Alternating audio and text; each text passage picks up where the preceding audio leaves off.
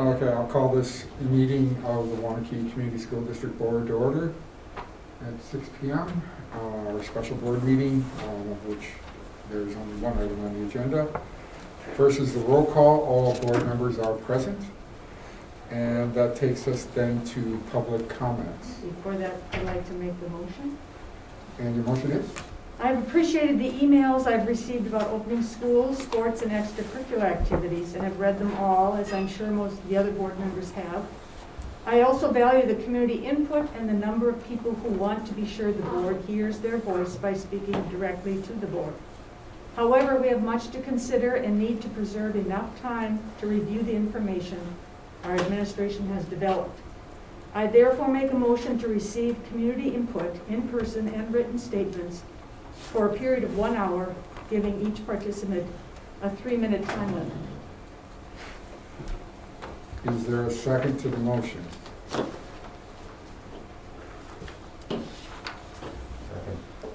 Second by Jack. Any discussion on the motion? Do you have any idea how many people are currently registered to speak who are here? How many people are there currently registered? 15? About 15, and there are 1, 2, 3, 4, 5, 6, 7 email comments, I think. So that'd be 22. So if they were 3 minutes apiece, that'd be 66 minutes. I would like to propose that we take them all tonight, but in the future, limit them, but make sure that the public knows that they'll be limited. We have not limited them prior to this, so I kind of feel we owe it to the public to hear them out tonight, but I agree with you, Judy. I think we do read them. We read them every day, all week. And we do have limited time together, and I propose in the future that we do limit that time. Would you want to make an amendment that that her motion apply to all future meetings? Yes, I would like to amend that Judy's motion apply in the future, but tonight we take all comments. Is there a second to the amendment? From Mark? Discussion on just the amendment. Yes. Just before though, we got about 15 people here apparently, so all the people that are in person can speak, given this motion. Can we enter these other written comments, because we've all read the written comments, can we enter those into the meeting minutes as opposed to reading? So would you like to make a second amendment? Any motion can be amended twice. Would you like to make a second amendment that written or emailed comments be entered into the minutes but not read at the meeting? I would like to make that motion. Is there a second for that motion? Second. Second by Brian. Oh, just about everybody's gotten a chance to make a motion in a second. Any discussion on just the concept of email and written comments will be put into the record but not read at the meeting? Is that for tonight's meeting or going forward? That would apply to all meetings. Tonight's The way it's meeting written. going forward. The time limit would only apply, that amendment would only apply to future meetings. And if that amendment fails, then the original motion only applies to tonight's meeting. I don't mind your amendment, Jack. The only reason I don't like it for today is we've already told people they can send in comments rather than come in person to have them read.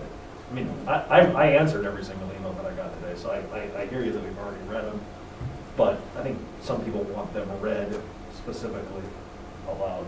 And that's why we gave people the option of that. I don't like changing it at the last second when people were expecting that. That's all. Agreed. Otherwise, going forward, yeah, that makes sense. Okay, under Robert's rules, you can only have 2 amendments to a motion. So you have to vote Jack's motion as it is. If someone wanted to make a follow-on motion later as a separate standalone thing, you could then say from now on, that's the way. So, speaking to just Jack's motion as it is, which is about email and written comments, it would start tonight and apply in the future. Is there any further discussion? Only other thing I'd add is that I've seen a lot of people make comments that they can't actually tell who's voting on what. So, maybe we could all raise hands, or you could go do a roll call vote for more things, because we can't actually see our mouths moving. That's a good point. That has been brought up. As long as we're doing the streaming, that is a problem. So I think from now on, we'll have to quickly do roll call, because unfortunately with the camera angles, as far as I can tell, we never quite get the whole board. So we'll have to do it by roll call if we do it that way. Which I think we shall, just to be clear to the public. So we're still on the amendment.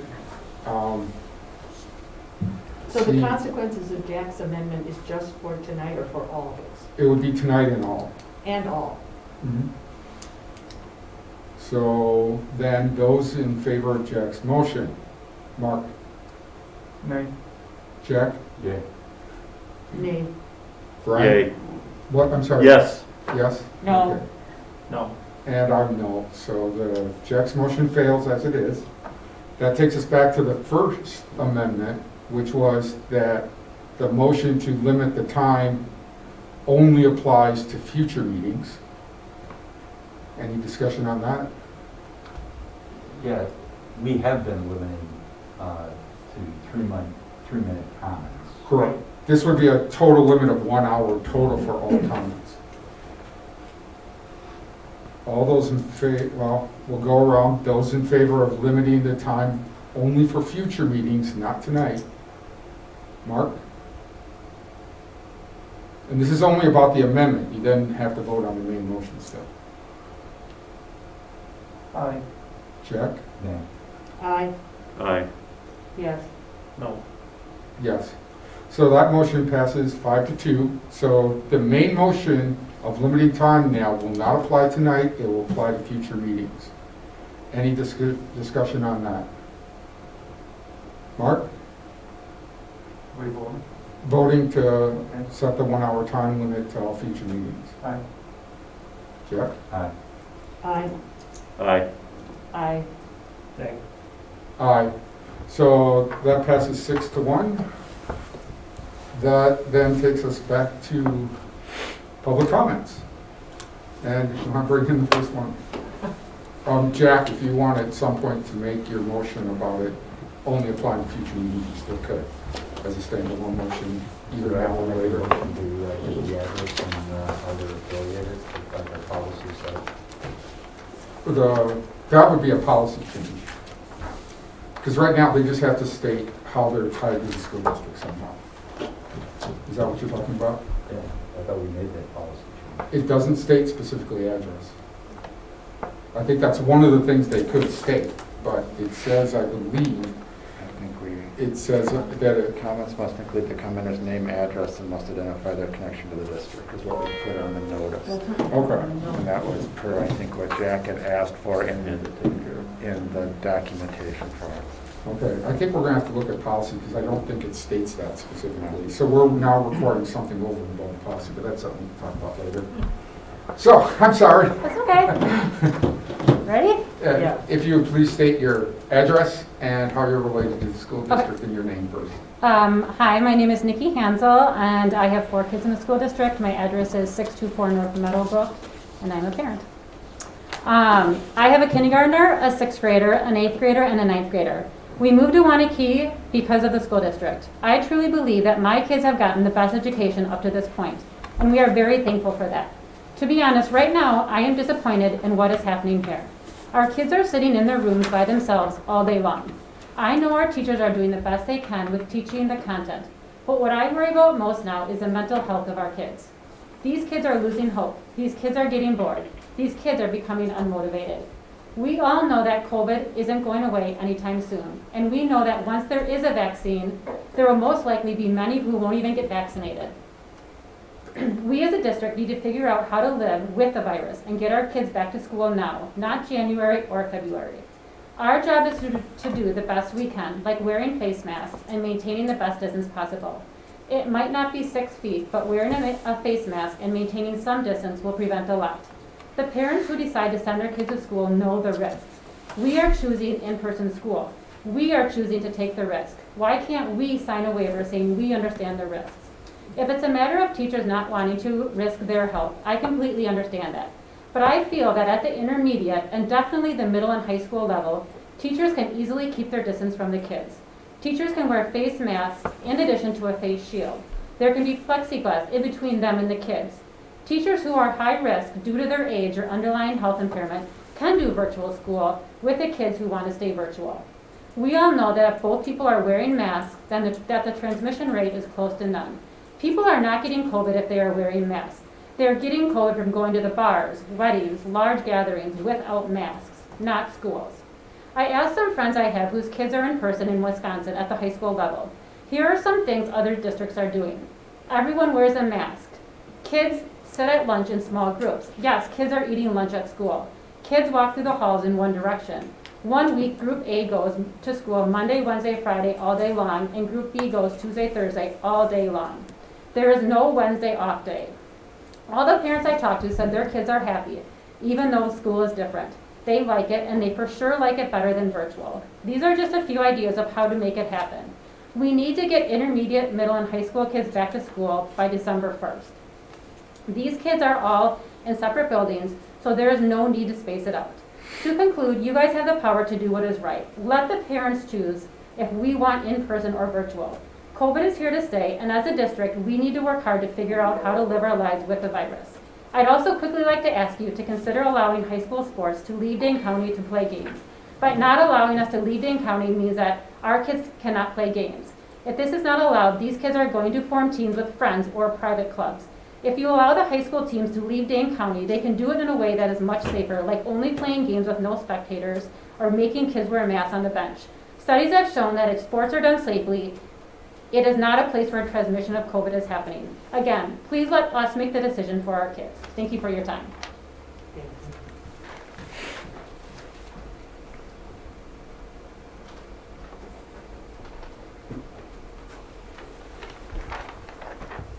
Please state your name, your address, and what grade you're in. Hi, my name is Lexi Hansel. I'm in 6th grade, and my address is 624 North Meadowbrook Lane. I'm a 6th grader at the intermediate school. Last year was the best school year of my life. I was having so much fun, learning so much, and had the best teachers ever. Then, in March, everything came to a stop. I cried when I found out I couldn't go back, but I thought that I only had to wait for summer to end, and I would be back in the fall. When I found out my teachers, Mr. Self and Miss Staring, I was so excited. But then shortly after that, I found out I couldn't see them in person, and I would only see them over the computer. I was so disappointed. They will never get to see my true personality, because in reality, talking to my teachers over the computer screen is awkward. I can't be myself. Right now, I'm on the computer screen all day long. My teachers are doing the best they can, and I am thankful that Mr. Self can make jokes to make my day a little better. But honestly, I am bored, and I'm starting to feel unmotivated. I hate virtual school, and I loved school last year. I also have 3 other siblings. My brothers are in 8th and 9th grade, and my sister is in kindergarten. Throughout the day, between my 2 brothers and me, we lose internet connection at least 3 times a day. I'm not sure if you know or really understand the feeling of getting kicked out of class and knowing you were missing part of a lesson. But as an 11-year-old, you get that feeling in your stomach where you want to get sick. I want to do well, and I don't want to miss what the teacher is saying. I wonder if the kids saw that I got kicked out of class. I'm so embarrassed. Those thoughts go through my head daily. I know that the plan is for me to go back to school November 30th. I'm here today because I am fearful you guys will extend this time, or maybe it won't happen at all. That scares me, so I'm here to fight for what I believe in.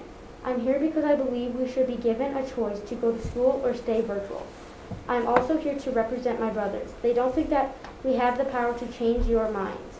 They laughed at me when I said I was coming here to give this speech. They think that there is nothing they can do to get us to go back to school sooner. They have lost hope. Please show them that our words do have power, and let us all go back to school now.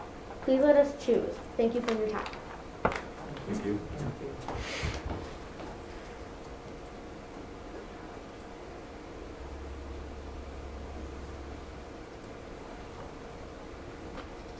Hi, I'm Kenzie Tajik. I am a senior at the high school.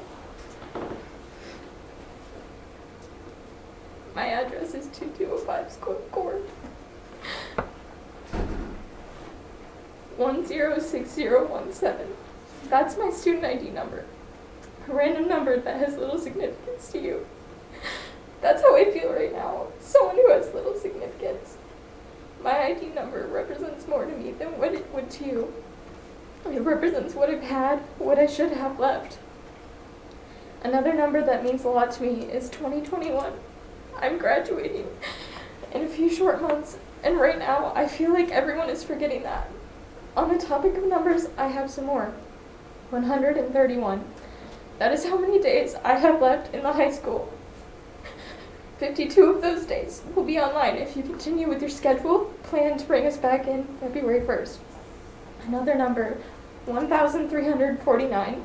That's how many days a 5th grader has left in school. I've missed 93 days of in-person class, 3 seasons of regular high school sports, 2 high school dances, and my last first day of high school. Prioritizing the right grades should be your #1 goal.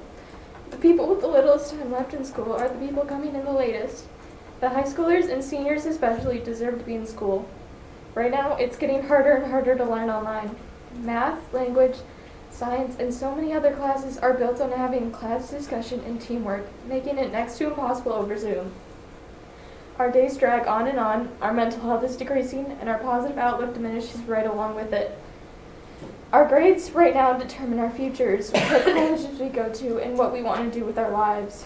The uncertainty surrounding my last year of high school is bewildering. I'm sure many people are eager to even have a regular conversation with someone in class, or see a friend walking around the halls, even if it means wearing a mask and staying 6 feet away. I'm also sure that these have been tough decisions for all of you to make, but all I'm asking is to not eliminate over half my senior year and reconsider the order you will bring the grades back to school. As a whole, we need to look at students as more than statistics and numbers, and start to look at me as more than my student ID number. Thank you.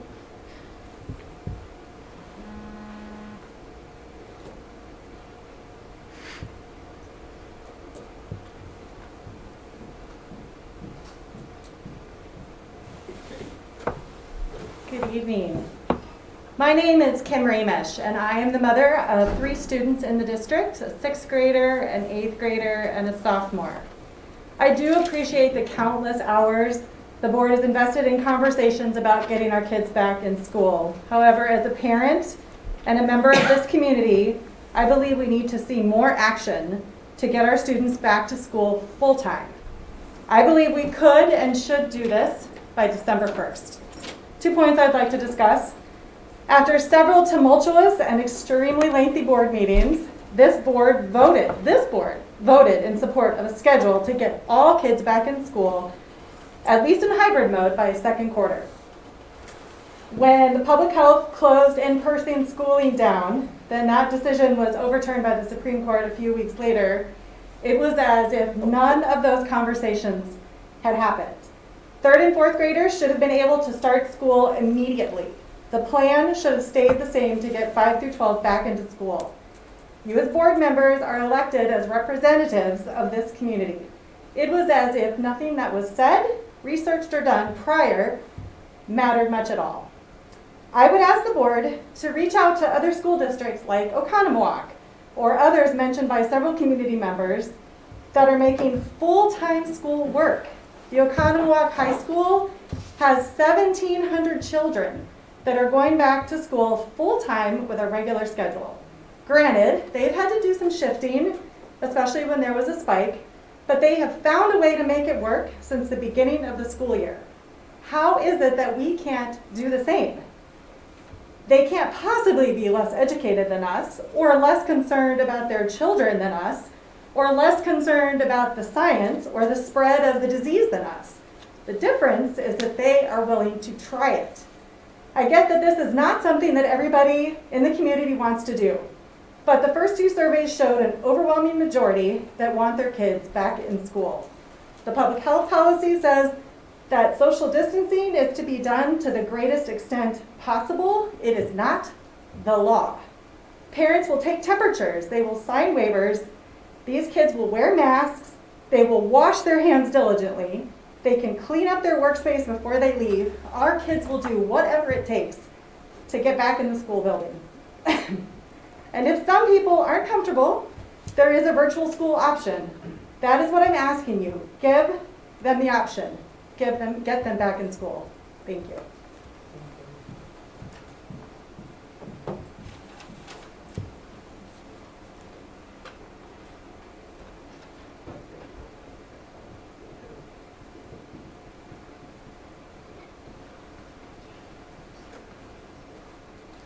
Hello, my name is Sarah Simon, and I have a sixth grader in the district. I'm also a teacher in a neighboring district. I am coming to you tonight to share my feelings that are probably opposite of what you've started to hear on why the district should not be bringing students back quickly to face-to-face instruction as others might like. First, I would like to say that the Board of Education isn't a body that governs the schools based on popular input drummed up on social media, but rather you are elected officials to do what is best in the interest of our students and staff in the community. This is a time that the board should be listening to the experts. Since our state, our county, and our area is in a critical crisis stage of COVID-19. Secondly, the district has 2 medical doctors that are sending the message on our own national television and local village meetings that numbers are increasing. Wisconsin is seeing record numbers of positive cases, people should not be gathered in groups, and our hospitals are running out of space. A very good friend of mine is an emergency room doctor. In the last 2 weeks, she has not been able to admit any of her patients because the hospital beds are full.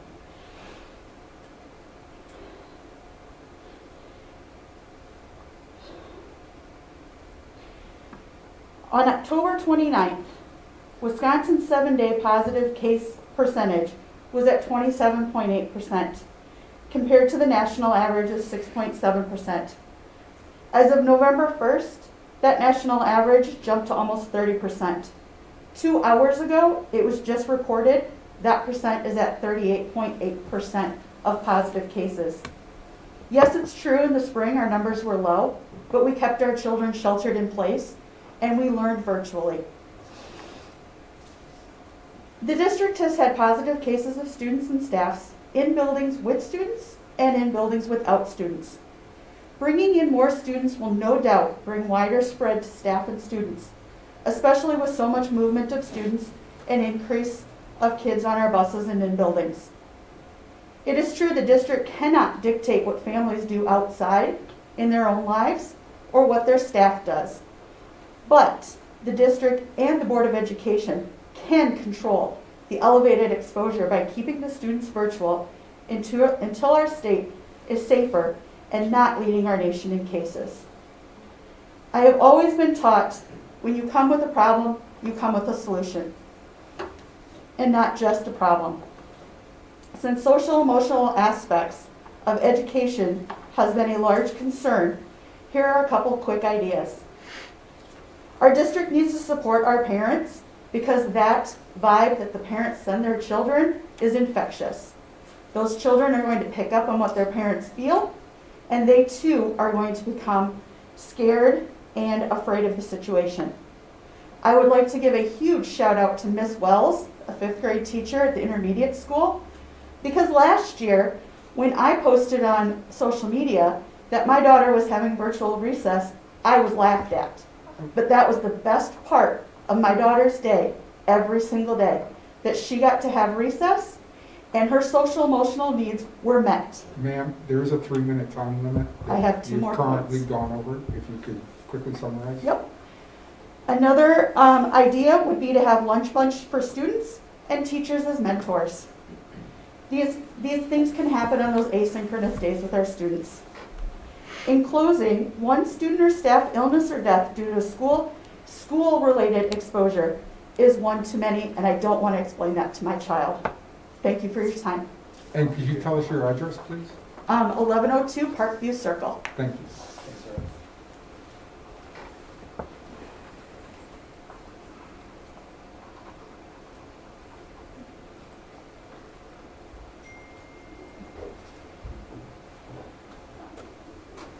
My name is Riley Miller. I'm a junior at the high school.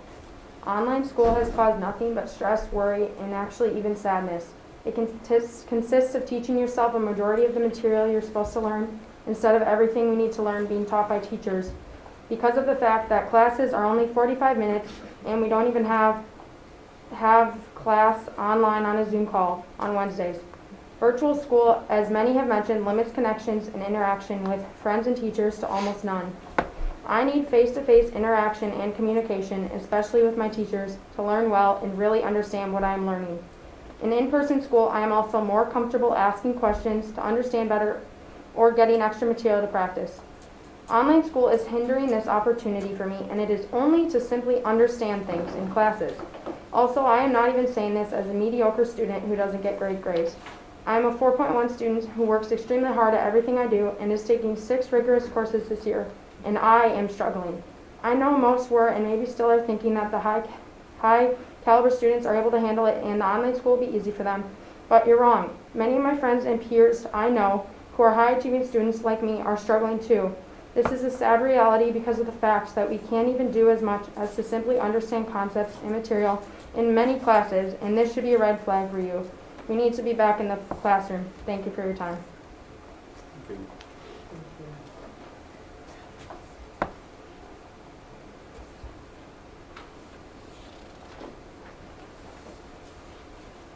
Hello, I am Mia Miller and I'm in 5th grade at the Untitled School. I'm here today because I want to go back in school in person as soon as possible. The first reason is that in Zoom meetings there's a lot of glitches and crashes, and you get kicked out of the meeting.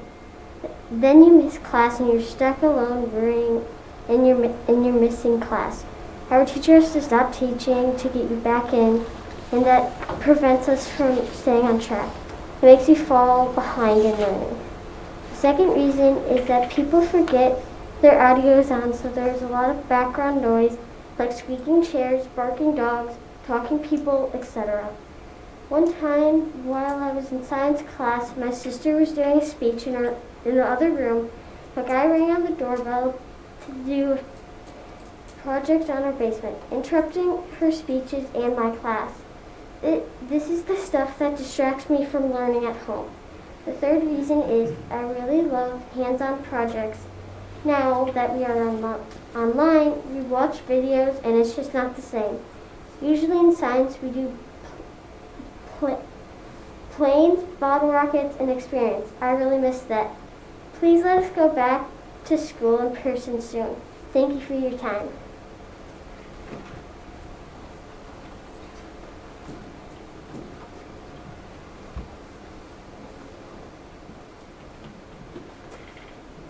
Hello, my name is Andrew Miller. I live at 1504 Blue Ridge Trail in the village of Waunakee with my wife and have 3 children in the district, a 5th grader, an 8th grader, and a junior in high school.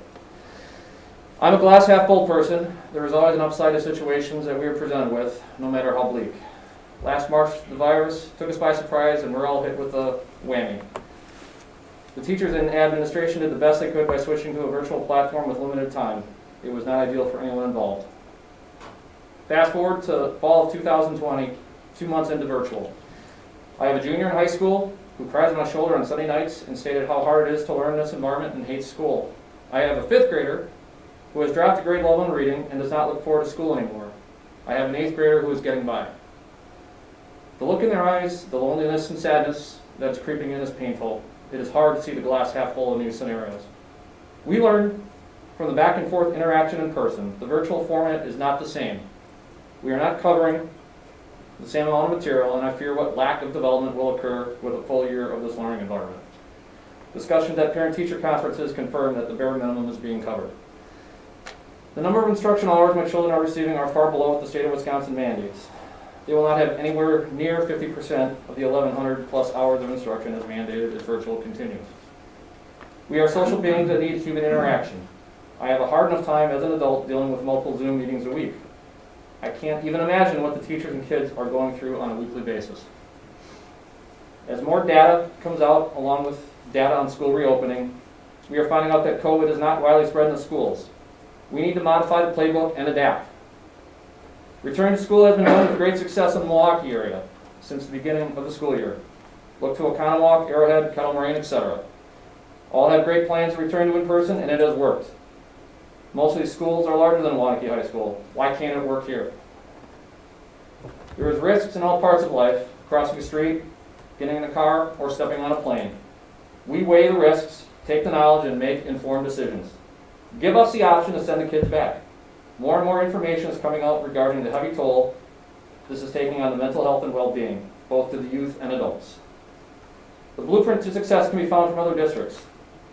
Let's take it and modify it to fit Waunakee. We are the best district in this county. We are leaders here, not followers.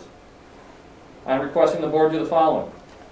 1, make a motion tonight to survey the parents as soon as possible regarding their choice for in-person versus virtual learning.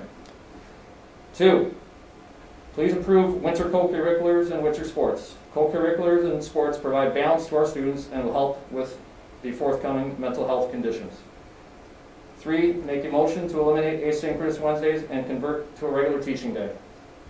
This is nothing more than a day off for the majority of our students. Let's find a way to bring them back. Let's not find excuses. Thank you.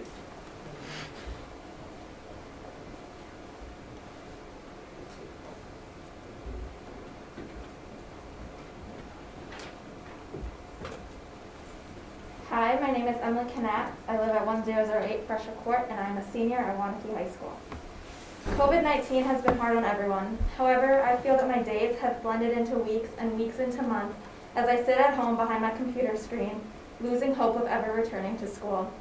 I am fearful that I won't be prepared for the next stage of my life, which is college. COVID has taken away many opportunities for society as a whole and for me individually. Personally, I believe there is not a great enough effort for the student body to return to the high school, even though neighboring communities are working to find creative ways to bring their students back.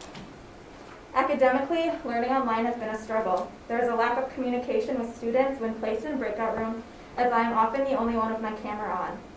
The teachers pack the 45-minute classes with an overwhelming amount of information, and the rigor that is expected as a Waunakee student is almost impossible to achieve while isolated. Teachers may be teaching, but the students are not learning.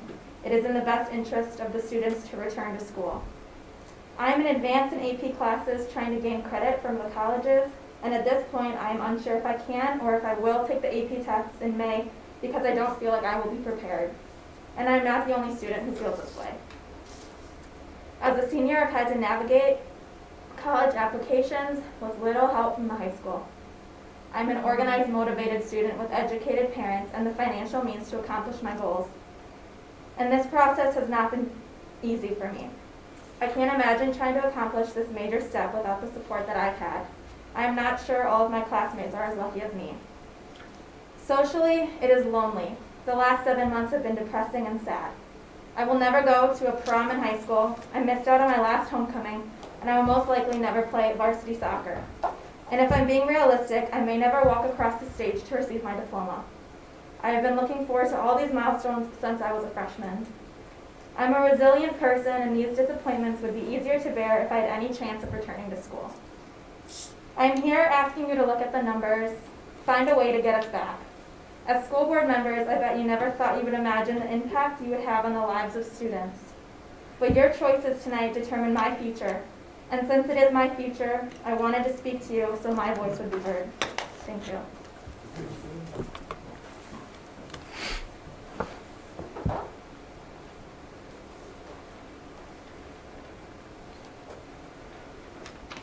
Hi, I'm Grace Ellickson, and I'm a senior. I've been in the Waunakee Community School District since kindergarten, and I am on the high school soccer team, National Honor Society, and Relay for Life. Growing up in this fast-paced and ambitious district taught me much beyond what textbooks can teach. I've learned that school is a place to build friendships, learn responsibility, and an environment to nourish the individuals we're developing into. One of the biggest lessons I learned at school was last year in Ms. Doucette's class. We had weekly one-on-one conferences in her classroom. She emphasized that these conferences were to go uninterrupted so she could have 3 to 5 minutes of intentional conversation with that student. She wanted to be able to look them in the eyes and give them her undivided attention.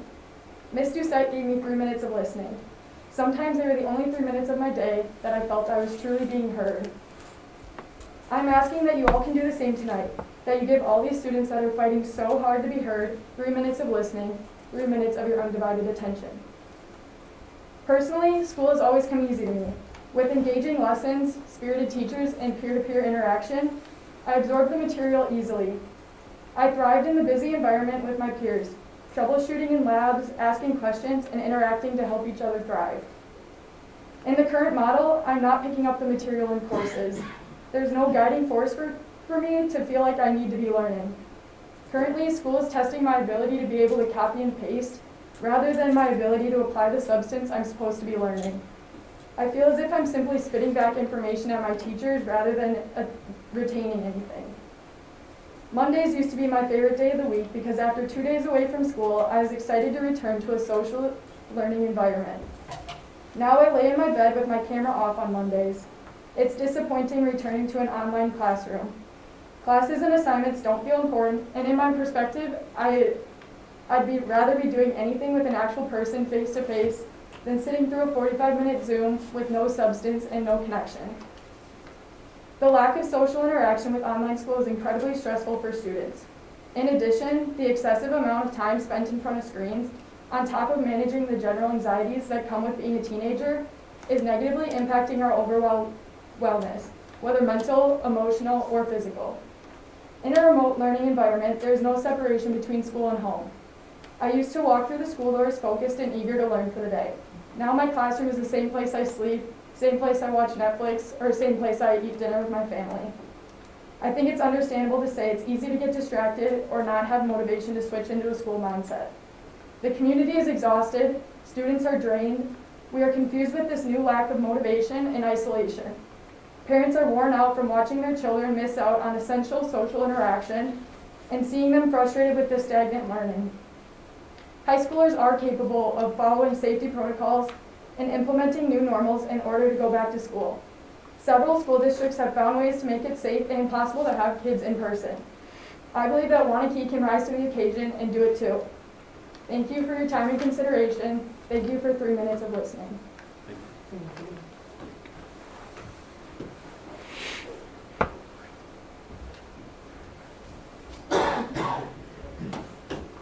Hi, my name is Megan Roundy and I live at 1221 Wenzel Way. I'm here tonight to advocate for my 2 children who are in 6th grade and 8th grade. We are struggling with this virus just like everyone else. We have good days, we've got bad days, but we're still living safely by changing our daily routine. We're washing our hands, wearing masks, and we're socially distanced, which is similar to what everyone else is doing. The biggest issue I'm having is the anxiety that my kids are experiencing with not being in the classroom. My 8th grader is having stomach issues because he's worried about grades. Both of my kids are anxious because they don't have the flexibility and support that they did while they were in the classroom. For example, they can't easily raise their hand and ask for help. Now with the virtual setup, it's harder for them to admit, first of all, that they need help. Once they are motivated to ask for help, then they need to email their teacher, set up time to meet, and then schedule yet another Zoom call. It's harder for the teacher also to observe that the kids are struggling in class as well, and this also adds to their anxiety. The teachers have done a great job with the new hand that they've been dealt, and they're the biggest asset we have in this equation. In addition, our kids are having challenges with software that they're not familiar with and have no access to a help desk during class versus simply raising their hand and asking for help. The most important disadvantage of not being in the classroom is the relationship development our kids are missing out on. We all need human contact, and the relationship building is a major void in our kids' lives, which in turn is impacting their home lives as well. Struggle as a parent is watching my child miss out on opportunities that other kids in other districts are experiencing. Waunakee is known for being a leader in education, and this is the reason people move to Waunakee. Now we are shortchanging our children and feel that we are now at a disadvantage as others are progressing forward. There is no end in sight for this virus, so we need to figure out how we can safely move forward versus just standing still. We should be able to establish protocols to help everyone stay safe, the kids, the educators, the parents, and the community. As we move forward, we as parents need to make sure that we do our part to follow these protocols and keep everyone safe. There is no one that's going to stand in front of you that's going to have an answer that's going to meet the needs of every single family. However, we need to explore these alternatives to the current approach. We should provide opportunities or options for families to decide what is best for them. Other districts have put forth feasible alternatives, and as well as we've all experienced since March, we have seen things fluctuate as we learn more about the virus and more experiences in the classroom. We need to continue to be flexible on the in-person model, but bottom line is we need to get our kids back in the classroom, and we need to move forward for our kids. I really appreciate you taking the time to listen, and I urge you to find a way to help give our kids the same opportunities that others are experiencing. As a parent, I'm committed, and I urge other parents to promise to follow these protocols that you guys established to keep everybody safe. Have a good evening. Thank you.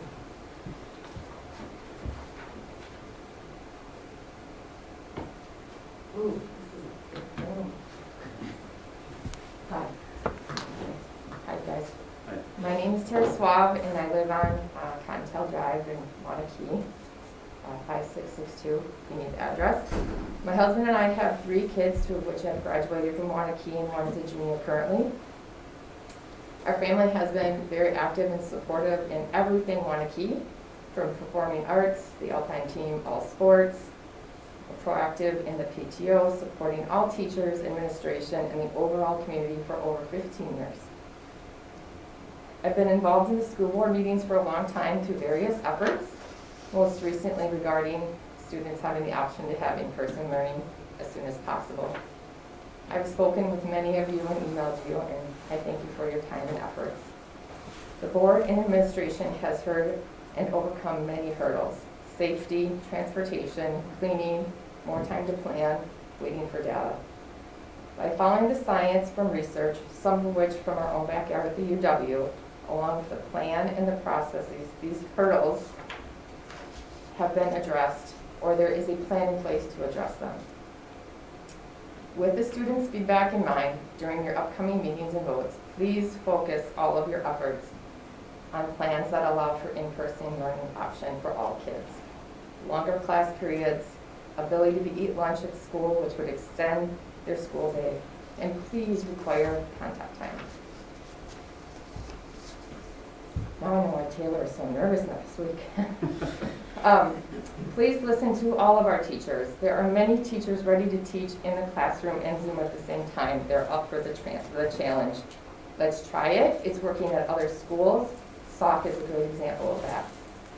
Please send out the survey now and get the data you need. If not, please use the data from a past survey. I think it indicated that 70% of parents want their kids in the classroom. Use those numbers and initiate your plan with that.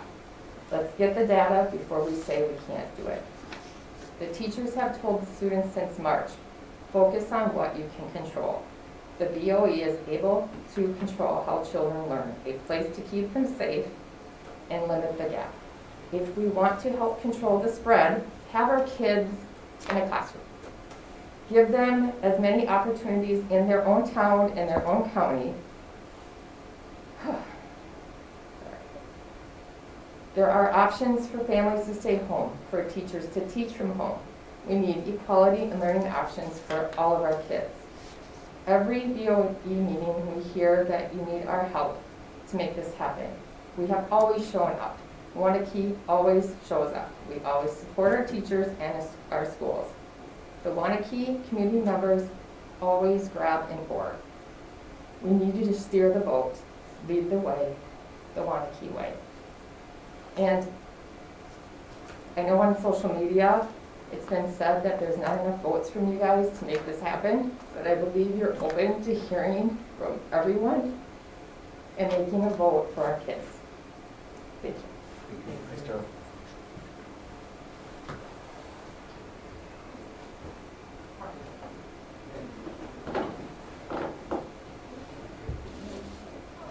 Was that all be in person?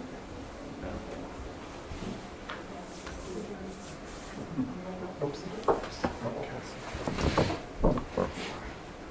I get a plane music really fast. Kind of, maybe, you don't know. Okay, ready? I have listened and watched for months as our community has been torn apart by the education of our students, specifically what is the best and safest way to ensure our children receive the education for which the Waunakee Community School District is known and the reason why so many of us chose to move to this area in the first place. It's clear some places make in-person work during this pandemic, and virtual all the time has been working for years, well before the pandemic, all over the country.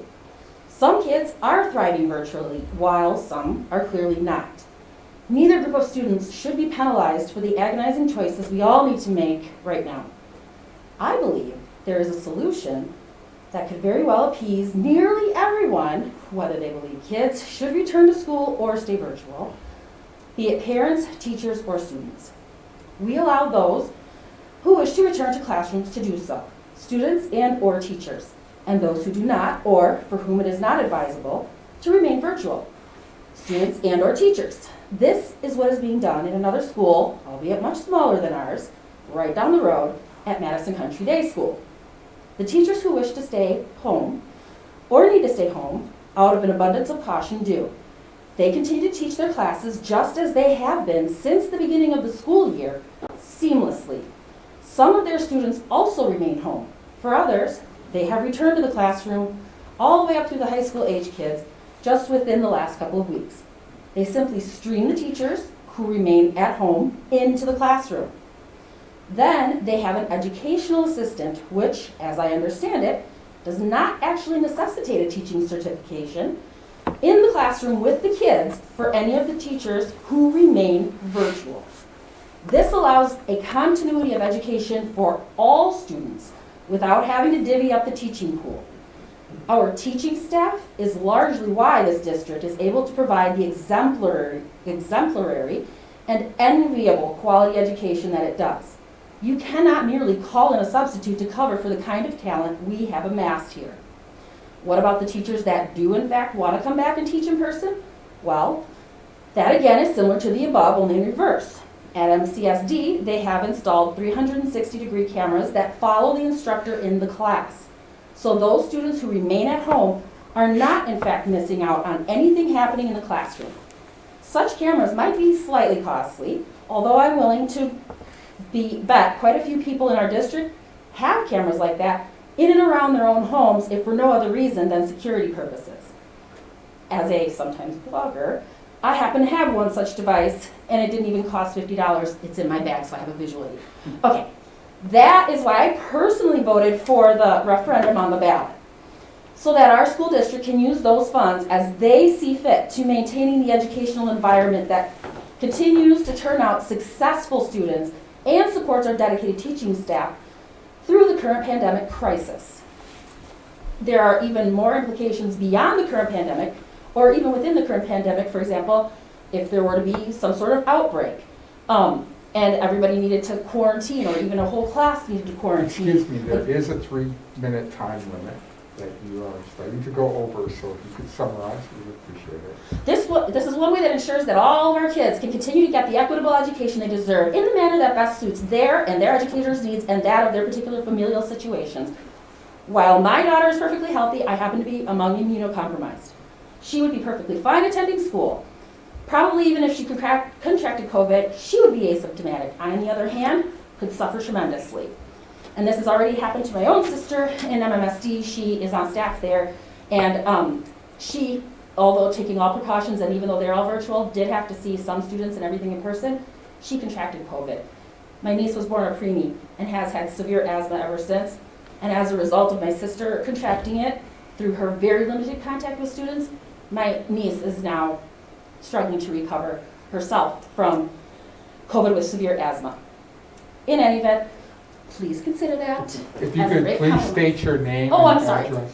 Cassandra Punzel, 5568 Shannon Way. Thank you. And I'm a parent of a student.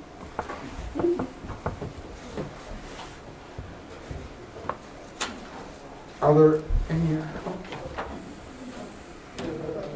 Alright. Good evening, I'm Kaylee Meeker, a senior at the high school. I'm a student and an athlete on the girls' basketball team. I've been a lifelong Waunakee student and I've waited my turn to be a senior. I remember being in intermediate school and going to the football games and realizing that high school is more than just being a student in the classroom. From the sporting events to the clubs at school, my friends and I could not wait for our turn. Over these past 3 years, everything has led up to our senior year. Certainly, this is not what I thought my senior year would be like. The teachers and staff are working hard to provide us with the best learning experience they can. While virtual learning is better than it was in the spring, there's still more that can be done, and the best method is in person. I'm not asking to return to normal because I understand normal does not exist today. I'm asking that students and their families be given a choice between in-person and virtual learning. Everyone can make the choice that is right for them, and I will always respect the choices my peers make. The other challenge we face is with our mental health. It is very isolating being behind a screen all day in our own homes. With winter coming up, I can imagine this is only going to create an even more lonely and depressing feeling. As a senior, we face many decisions about our future. It has been very frustrating not being in person to learn about all the options we have available. I miss having our teachers available for guidance in this area too. Having a return to in-person learning and athletics, for me, would help me get through this situation. As for athletics, I would love to have one more season representing Waunakee. The other 3 seniors and I on the girls' basketball team have looked forward to our senior year. We have worked extremely hard and have played together since 2nd grade. While I understand the district's main concern is academics, I have to say I have learned just as much in my athletic experiences. The things I have learned continue to guide me through my life, and based on my experiences, I understand how to handle different situations. This past summer, I played in the AAU circuit, and we traveled and interacted with many people from all over. Not one of my teammates tested positive or felt ill through the whole summer. The venues we played at had strict procedures for entering and leaving the facility, ban restrictions, and player guidelines. This demonstrates how athletics can work. There are many communities surrounding us that have found a way to make an in-person year work. These districts are great examples for us to learn from and follow. In this district, we pride ourselves on finding a way and problem solving. As students, we are taught that from an early age. Now is the time for us to practice what we've been preaching. Many students, including myself, are willing to do whatever it takes to be back in the classroom, and in my case, on the court.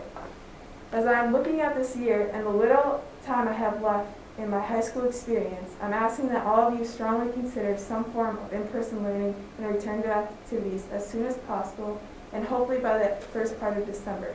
Please give us a choice and consider our opinions when making these tough decisions. We are Waunakee, and we can make this happen safely. Thanks for your time.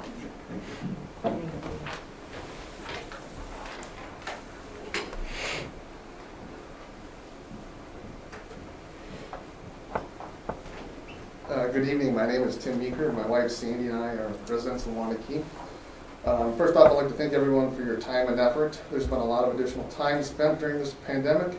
Your engagement and your efforts are appreciated. As parents of 2 high school seniors and an 8th grader, we want to voice our support regarding getting students back into the school and into winter co-curricular activities. We support providing families a choice about returning our students to the classroom as soon as possible and more quickly than the currently discussed timeline. Past survey results and communication would seem to support this. If a student or family is not comfortable with in-person instruction, give them an option for virtual learning. But give those who want in-person instruction the option to be in the classroom. Please, I'm asking the board to give more consideration to the middle and especially high school students about a return to in-person schooling and activities. These young adults have seemed to be a bit of an afterthought when in-school instruction is discussed. This is especially true with our seniors, who will be moving on to careers, trade schools, tech schools, and universities. Don't let them lose interest. We are falling behind those with in-school instruction and activities. Through no fault of our teachers, virtual learning is not the same as in-person learning. The instruction, homework, and time commitment are not the same. There are already concerns about the mental health side of our students during this pandemic. As we moved into the cold and dark winter months, there is more cause concern. We can return safely. We support and encourage the re-engagement of co-curricular activities, including the winter sports season that includes competitions, even if they need to be held outside of Dane County. Winter sports seasons and competitions can be done safely and can provide a controlled environment for the student athletes. There are things that can be done, such as masks, eliminating spectators, social distancing, no handshakes, disinfecting of equipment. Let it be players, coaches, and officials. If we don't offer a season with competition, many of these athletes will play for club teams or form their own team. Club events typically host multiple teams from various parts of the state and other states, which means a potential exposure to a larger number of individuals from outside of our community. Although many athletes have participated in these events without incident, the district can make it much safer by defining the protocol, limiting spectators, playing one team per event in a large space such as the gym, even if it is out of Dane County. Statistically, this age group is at a lower health risk. A recent study from UW-Madison suggests that the state's high school sports have not caused an increase in COVID-19 infection among athletes. We ask that our athletic director advocate for getting our student athletes back for more than just contact days, but for practices and competitions. We appreciate that our coaches have been working hard to develop protocol for our students to get back to some sort of competitive activity. In the unfortunate event that the board denies winter sports, when will our winter athletes play?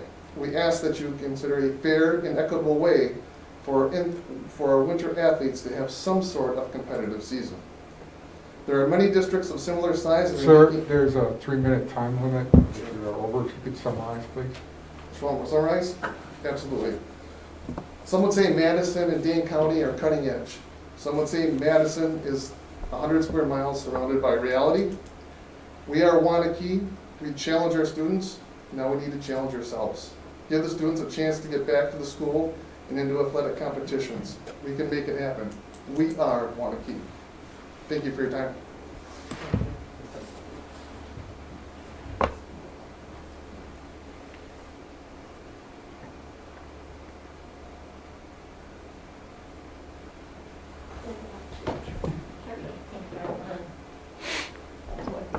Am I able to take my mask off while I speak?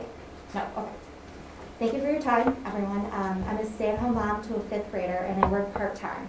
My husband and I are fortunate that we've been able to work safely since spring and be there to assist our daughter with her schoolwork. This time has been a challenge for everyone, especially our teachers. In the past decade, they have lost benefits, power, and respect. We've asked them to protect our children from unspeakable harm. I understand that they are essential workers, but if there's an alternative way to educate our kids that will reduce risk to teachers, kids, and everyone else, I think we should collectively embrace that and work together to make it the best that we can. Ultimately, our children are our responsibility. It's on us as parents to sell the current situation to them in a way that will teach them to be more resilient. They will have greater pain in their lives than missing a traditional school milestone. I hope to someday say to my daughter, it was unfortunate that you missed a year of in-person school, but I'm glad that you're here to look back on it because that's what's really important. Our teachers are not collateral damage. It's not their responsibility or the school board's responsibility to ensure our children's future success in life.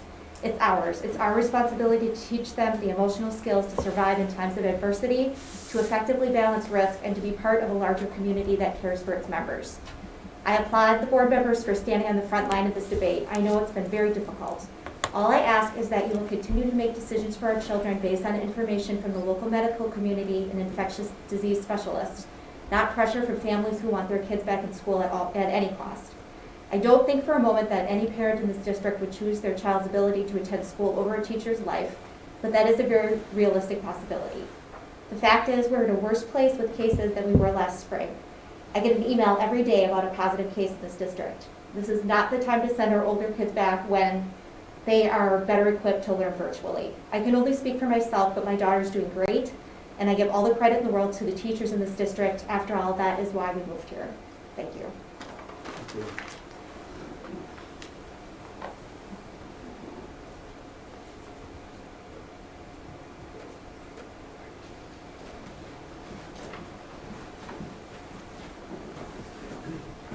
Good evening. Thank you for this forum tonight and for allowing for community feedback. And I thank you for your service to our community, especially during these challenging times. I'm Matt Pavlik. I'm a resident of Waunakee. Our daughter, Samantha, graduated from Waunakee High School in 2017, and our son is a junior there now. When considering the topic of returning to in-person instruction, I ask that the school board carefully consider the community's best interest. I have two messages tonight. Returning to in-person instruction, by its very nature, increases the risk of community spread. and therefore should not be a decision for individual families. The long-term care of our entire community, in addition to the students, staff, and faculty, should be our primary concern. Our schools do not exist on an island. By their very nature, schools are a connection point, connecting students and teachers with each other. Like any virus, COVID takes advantage of these in-person connections to jump from host to host. The fewer opportunities that we give the virus to infect other people, the healthier our community will remain. While it is tempting to delegate the decision of returning to in-person instruction to each family, the most protective approach for our community requires delaying in-person instruction options until the rate of spread is at a safe level or better prevention and treatment options are available. Let's do our part in containing the virus so that our community can grow and prosper.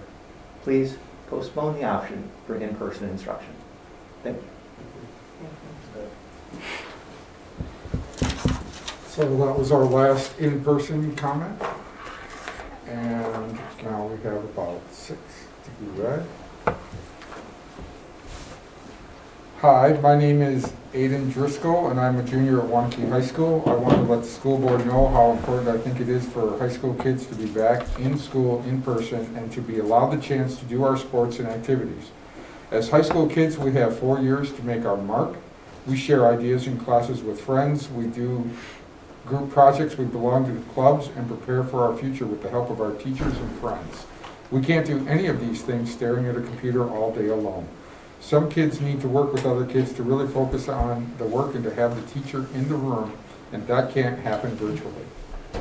Sometimes it's impossible to focus when it's just you and a screen in the room. Some people have a hard time staying on top of things without the structure of being in school. Every week that goes by, we are losing time to get a lot of kids back on track. I know that sports and activities don't seem as important to school to a lot of people, but for some, it's part of who we are. As a two-sport athlete, I need the competition and physical outlet to feel successful and feel good about myself. This helps give me ambition in school too and makes me want to work harder. Without anything to look forward to on a daily basis, it's really hard to stay motivated for anything, especially school. This is our one chance at making memories in high school. We won't get this time back, so we are just asking for a chance to let us try. We know we have to wear masks, social distance, and wash our hands a lot. We've been doing it for 8 months. We just want our chance to be kids before that chance is gone. Thank you.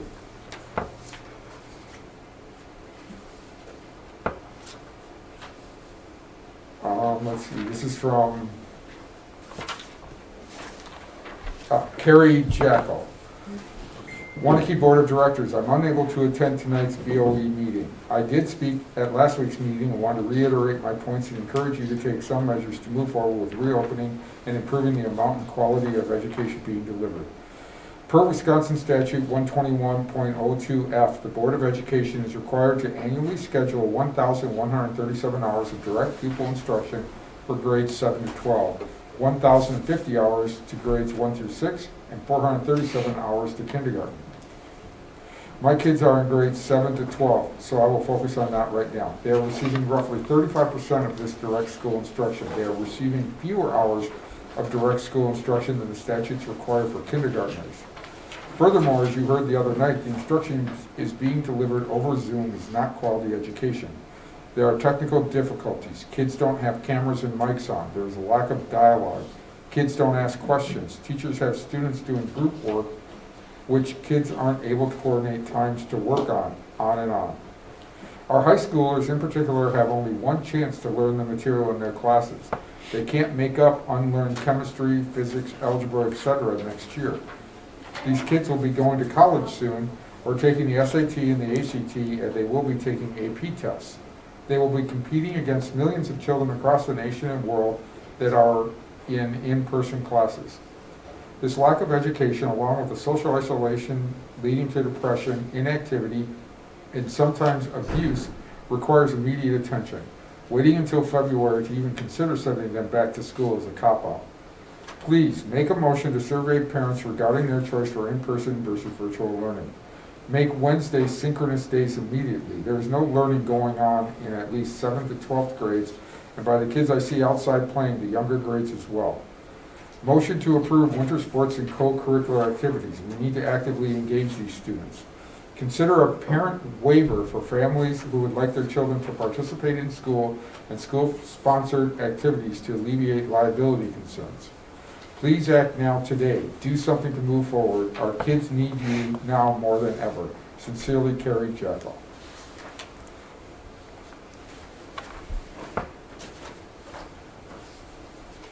From Amanda Comans. Hello, Mr. Randy Gutenberg. I'm Amanda Comans, a 9th grader at Waunakee Community High School. I realize on an upcoming board meeting, you and your fellow board members will be deciding whether winter sports will be able to happen at Waunakee. I know you have a very busy schedule, but if you have the time, please read and consider what I have to say. I know that there were COVID-19 cases currently rising in Wisconsin, but most of the cases are out of Dane County. I know that for community safety, things have to be in place to stay that way, but please consider putting safety precautions on the sports instead of canceling them. Many other schools outside of Dane County are still playing while we in Waunakee have been left with no sports and no ability to truly connect with people the way we used to. By allowing winter sports, students will be able to connect and feel more normal during these uncertain times. Personally, this fall was extremely challenging for me mentally because I didn't have the motivation for my sports to push me through, and that is true for many students as well. Winter will be extremely challenging for many people because they aren't able to be as free with cold temps and the inability to be outside. With making the decision about winter sports and whether they happen or not, please consider creating a way for students to be able to do what they love and play winter sports. So when the time comes to decide, please decide for the students and create a safe, sport-filled environment for Waunakee students to have.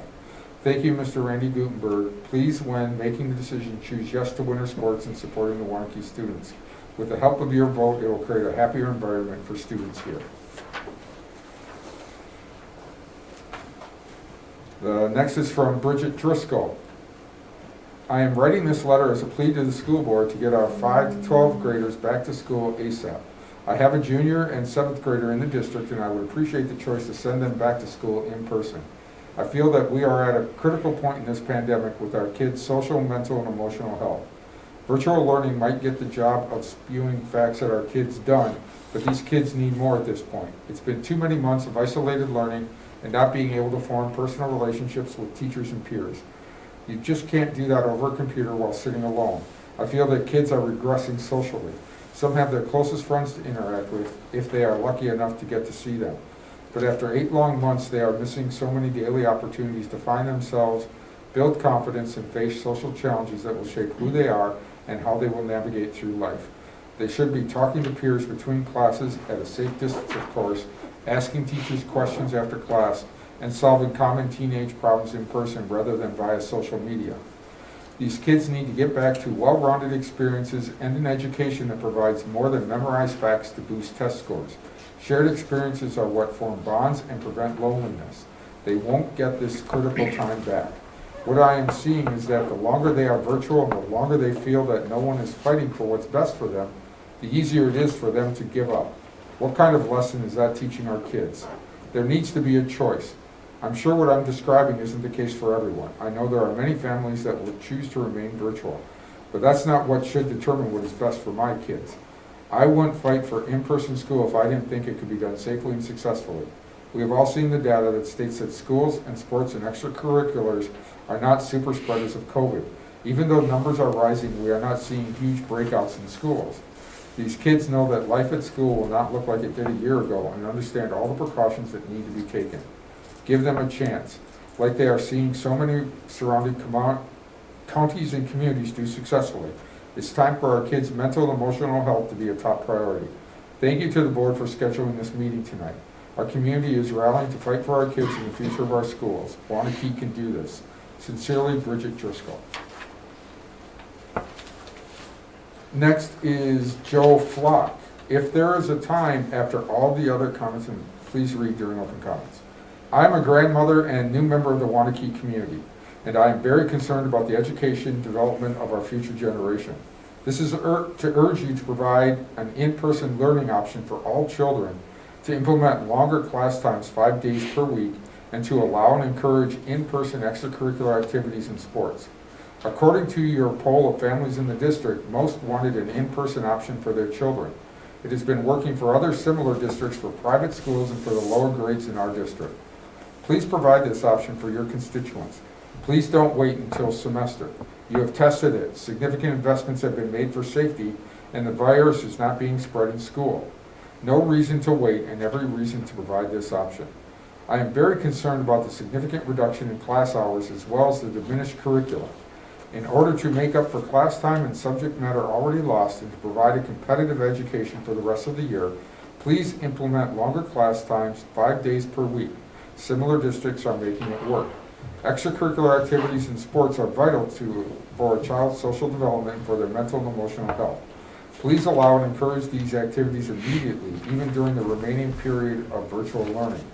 After hearing personal stories and reading articles by medical and educational professionals, I am concerned and saddened by the inactivity and loneliness that the isolation is creating. Waunakee has the staff, facilities, and community to provide what is so vital for our children. Please help make it happen. Sincerely, Joanne Flock, 1213 Water Wheel Drive.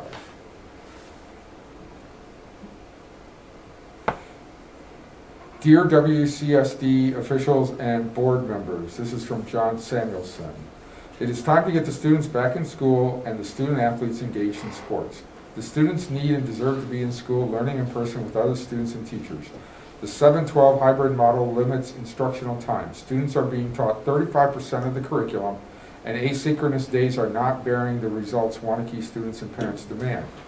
Consider incorporating lunch into the plan to lengthen instructional time throughout the day.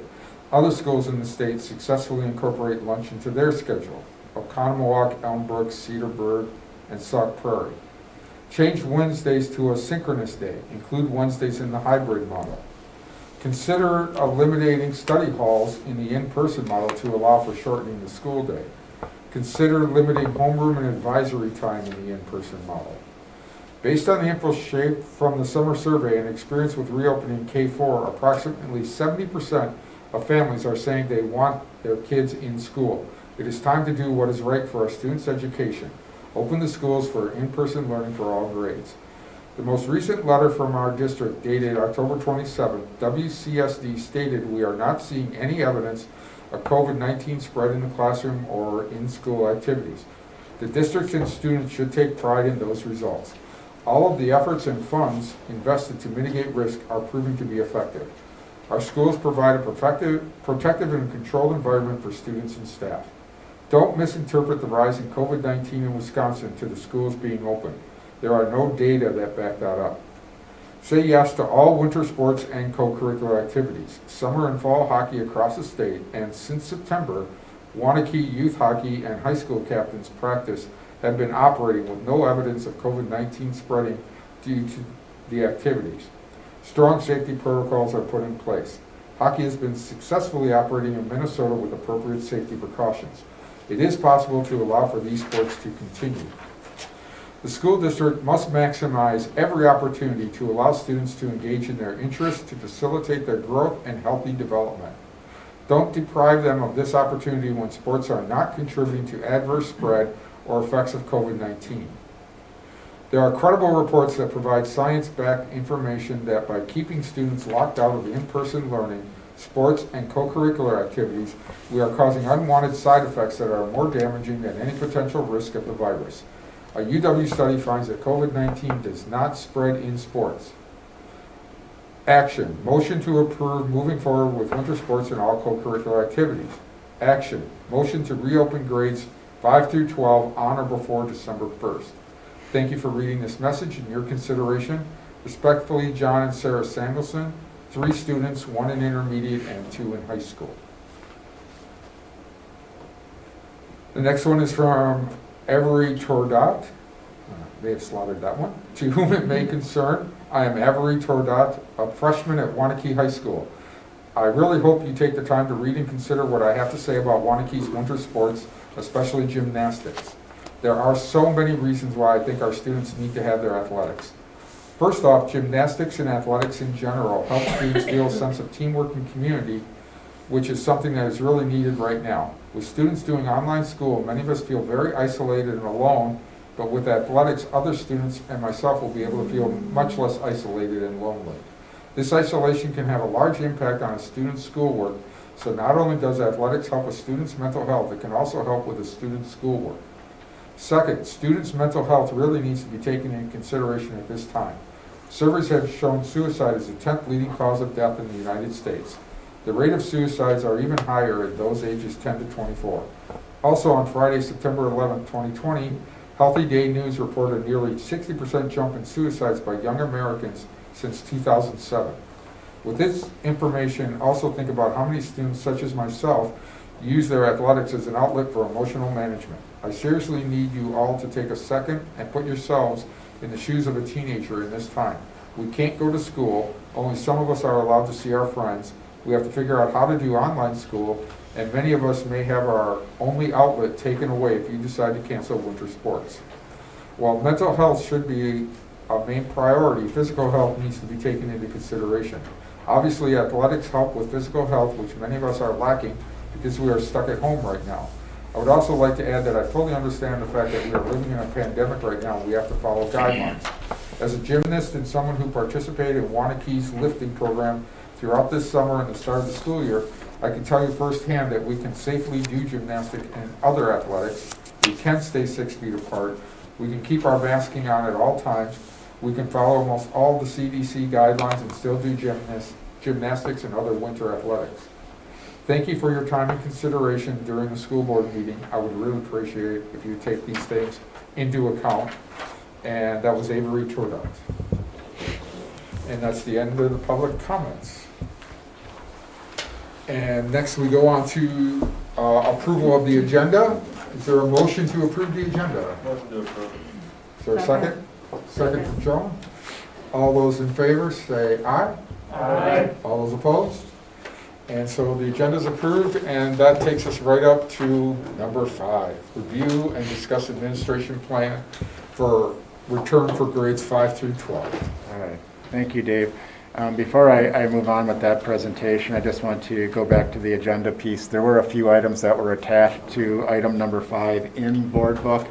Rebecca has since removed those. Those were an error. Those were a carryover from a previous meeting that found their way into this version. So apologize for the confusion to our board members, but as I saw those there, we removed them. They were from a previous meeting. Tonight what we are going to be walking through, get to where I'm at.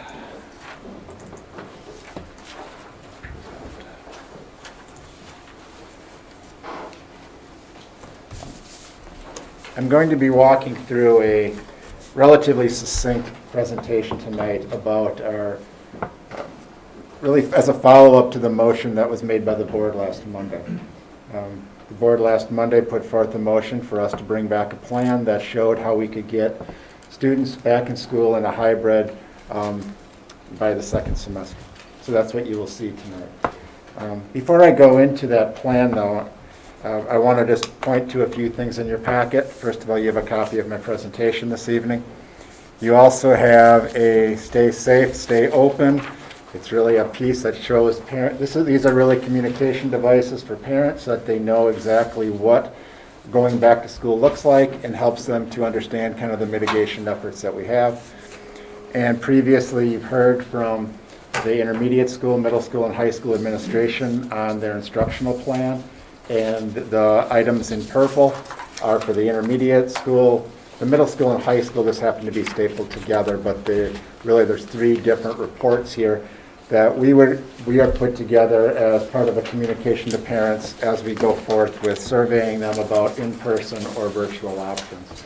Tonight, I'm not going to spend really any significant time on these. If there are questions, we're happy to bring those back at a point in time to discuss those. But tonight I do want to just kind of walk us through really what, on the high level, what our plan is. Before we do so, I just have a few comments, if I may. Over the last meeting, we just spent the last hour and 20 minutes hearing from community. And I think if you take a look at that, that's also communications we've all received through email, phone calls. And I respect the positions of everyone who comes forward with their comments. And when I take a look at where community members are, I look at it from a positive standpoint that I believe it's rooted in trying to do what's best for the kids. When I look at the people around this table, and I look at the hours that have been put in to reopening plans and all the meetings since March, and having many opportunities to speak to board members, members of our administrative team, hearing from staff. This district is built on pride. It's built on pride of its school district, it's built on pride of its community, and it's built on a passion for kids. I mean, and I think that's really where everybody's coming from. The challenge is that we often don't agree on how we get there and what that looks like in a time when there's many unknowns moving forward. And that's, I think, what makes this such a difficult piece and why we hear varying voices around the table. Personally, I find it to be a heavy weight. And I get to sit as a parent. I have 2 children, I have 5 children, 2 of them are still in the district. My 5th grader asks me on a daily basis when we're going back to school. She's doing fine, but she wants to be with her friends. She wants to be in class. I get that. I have a child with special needs who gets to go into the high school every day. And it's helpful, but it's not the same. And I get where parents are coming from. But on the flip side, I also look at, and this is where the heavy weight comes in, it's one thing for me to make my decision for my child. It's another when I have to make a decision for the community. And I think that's a very hard piece, and that's why this is so hard for all of us. When you look at reopening, do I support reopening plans? People have asked me that. What side are you on? I do. I do believe that we should be working towards reopening, because I think that there are things we can do that can help kids. And I think by helping kids, we help our community and we help our community grow. I've had 3 things that have kind of led me in my administrative career. And when I deviate from them, they usually steer me in the wrong direction, and they usually can steer it back to one of those. First of all, do what's right. Now that can be debatable, what's the right thing to do. The second thing is to do it the right way. And the third is to do it for the right reason. And when I look at the right way, I often look at process. My administrators all know that I'm a process person. I like to think about how things should be moving forward. So if we're moving towards reopening, I want to make sure we're successful. And I want to make sure we're safe as we can be. I mean, my passion is for kids. I mean, that's why I do this job. I think there's people who've heard me speak in the community dozens of times, and I hope that always comes across. So the spirit of this presentation tonight, I'm not sure if it meets everybody's expectations. I'm not sure if everybody even around our table here will agree, but it's really put forth with the spirit of how do we try to find what's right, do it the right way, and find the right solutions so we can bring unity to our community. That, I think, is really important. And that's part of the things that I value. So moving forward, I'm not going to spend a lot of time on history because we all lived it. We went through, starting in March with the statewide closures. We're here in November, and we're making some decisions on how we move to further grade levels reopening. We opened 3rd and 4th grade last week. The one piece I just want us to be thinking about, and everybody who's done any kind of long-term planning or short-term or large project planning, is your planning evolves from where you start. And where we started is different than where other districts around the state and around the county did. And then you build from there. So our building blocks for reopening are from our original pieces of starting off with K2. Starting off with an emphasis on our other grade levels being in virtual. And I commend my staff for all the work that they did to make that as great of an experience as possible. Now that being said, I'm also the first one to say there would never have been a part where any of us would ever say 100% virtual is the right way to go. But it is where we're at with some of the things in the pandemic, and we are trying to work our way through them, and we're moving forward. A few things I just want to clarify about public health, because there are some I think some pieces that I just need to make sure that we are on the same page with. I mean, there obviously was numerous orders that have come out from public health that impact our schools. I mean, order number 9 was the most recent. It got adapted, and then it had a Supreme Court challenge to it. The part that the Supreme Court overruled with order number 9 was with regards to their metrics that forced closure or opening of schools. So it said you can only open up through K2, and it didn't allow then really district choice. It took away that metric. But all the other pieces stayed in place. And that's a piece that I just think there's some misunderstanding around. The 6 feet, the face coverings and the 6 feet social distancing is a requirement. It is not optional. When I've talked to our attorneys and multiple school attorneys around the district, around the state, our district and Steve Summers talking to our liability carrier, that is a piece we have to follow, because otherwise we are not covered from a liability aspect. So the pieces we need to make sure we're in, if it's part of an order, which is a 6 feet social distancing and the masking, and all the rules that surround sports are part of the order. Those are not optional. Those are not things that we can pick and choose from. Those are there. Now, opening up our instruction as far as grade levels, that's at our purview. That's only a recommendations. So we have that option. However, with the 6 feet social distancing, our ability to open up beyond a hybrid does not exist right now. So I've had a few parents call me and say, when are we going to open up, not only in a hybrid, but for all students? The answer to that is when that order changes and removes the 6 feet social distancing. So in our discussions of reopening, it has to be premised on the fact that these orders do have weight, and the type of instruction we're looking like in our county is a hybrid model. Now, the other piece I believe we've done as a district is we've learned a great deal. When we go back to summer and the conversations we had about summer school and the programs that we started to slowly bring back in July and August, we learned many things. It made me very nervous to jump into camp kindergarten. As low as those numbers were, I mean, it gave me angst as far as what was that going to look like in our schools? How was that going to work? How are kids going to manage math? How are they going to follow social distancing?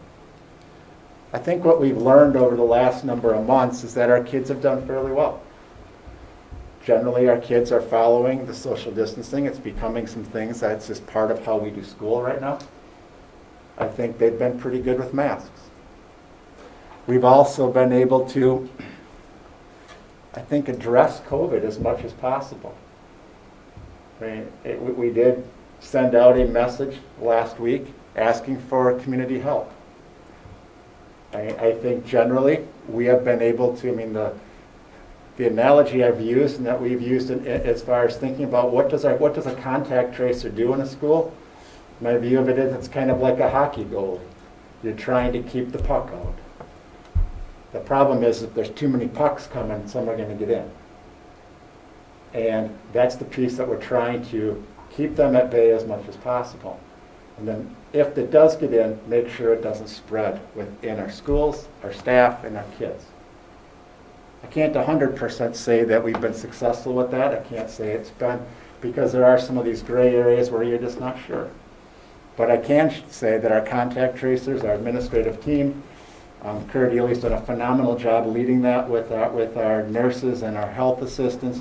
Brian Gabarski's involved with that every day, and Annie's part of all of our communications. I mean, that's a piece that we are taking extremely seriously, and it's taking up a good bulk of our time. But if we can keep kids in school and keep them safe, it's worth that effort. But these are all things we've learned as we move forward. But I want to be clear, it's not without challenges, and it's not without barriers. As we bring more kids back, this gets larger.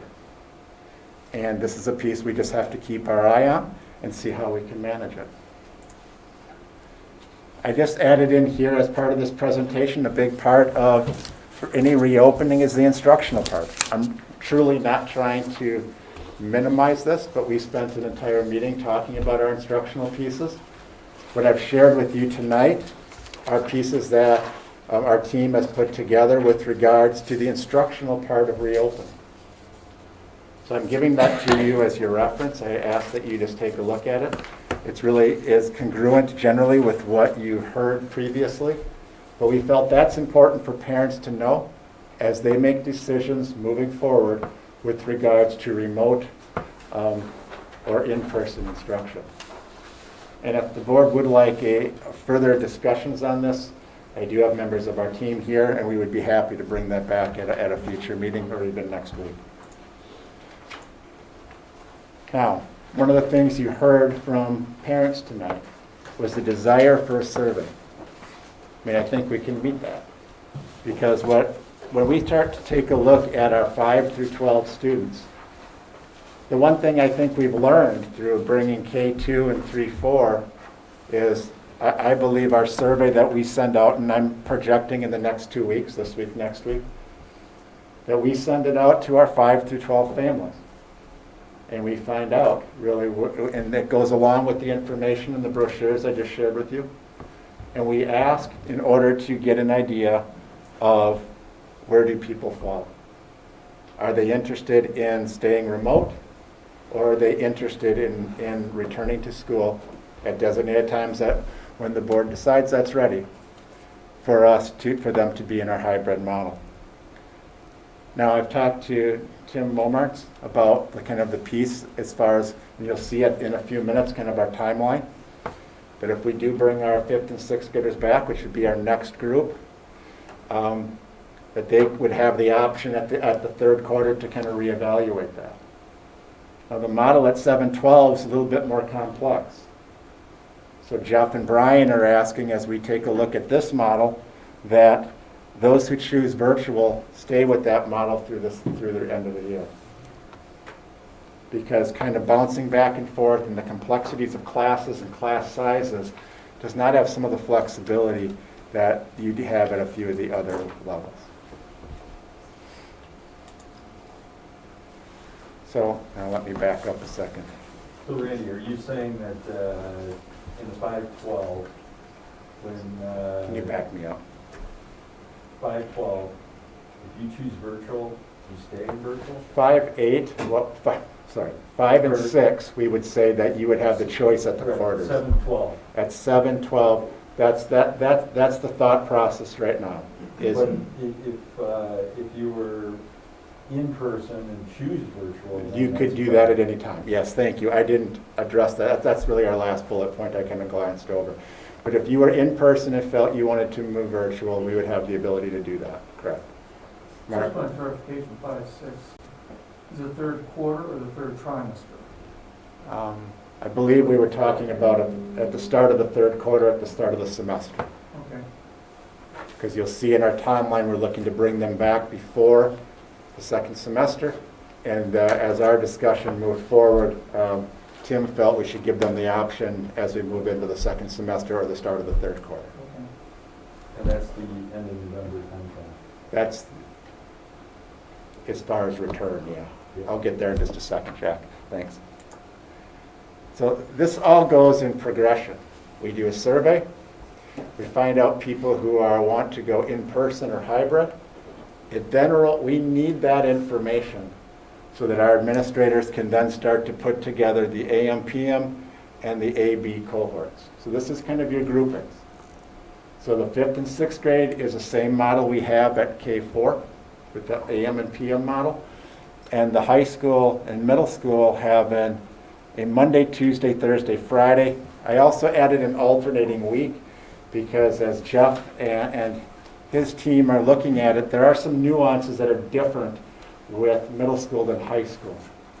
And it's all of those elective classes, those exploratory classes, and looking at, so for example, we can, if there's questions about this, we can, I think, address some of those, is if you are a student, if I was a student in like a Monday, Tuesday cohort in week 1, in the next week I would be in the Thursday, Friday cohort. And then you'd be shifting every week. The reason is because if you were in an elective class half of the students, from my understanding, Jeff, if we just did the same model as the high school, where half of the class would see their teacher face-to-face and half would see them virtually. And this at least gives them equal time face-to-face. So it's some of the nuances of scheduling and how they're a little bit different. Yes, Brian? I know we've always looked at this, but is there any benefit to running 5 days a week?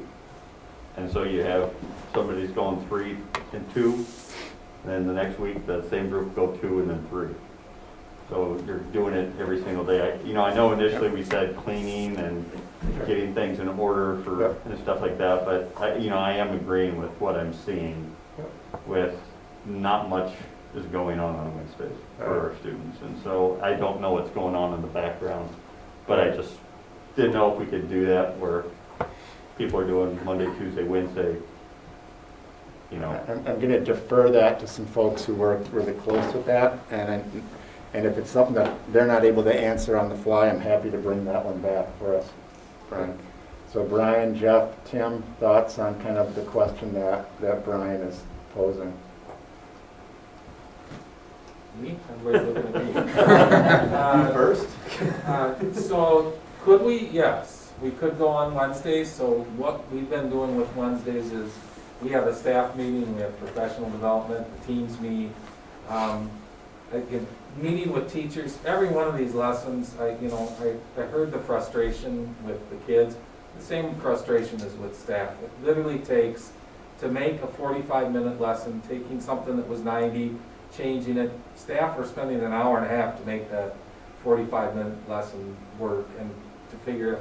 So there's a massive amount of time that it's taking staff to do this, and team planning times. So we are using that. We would, we will continue to use it to get ready for the hybrid. Is the next step is having the cameras in the room.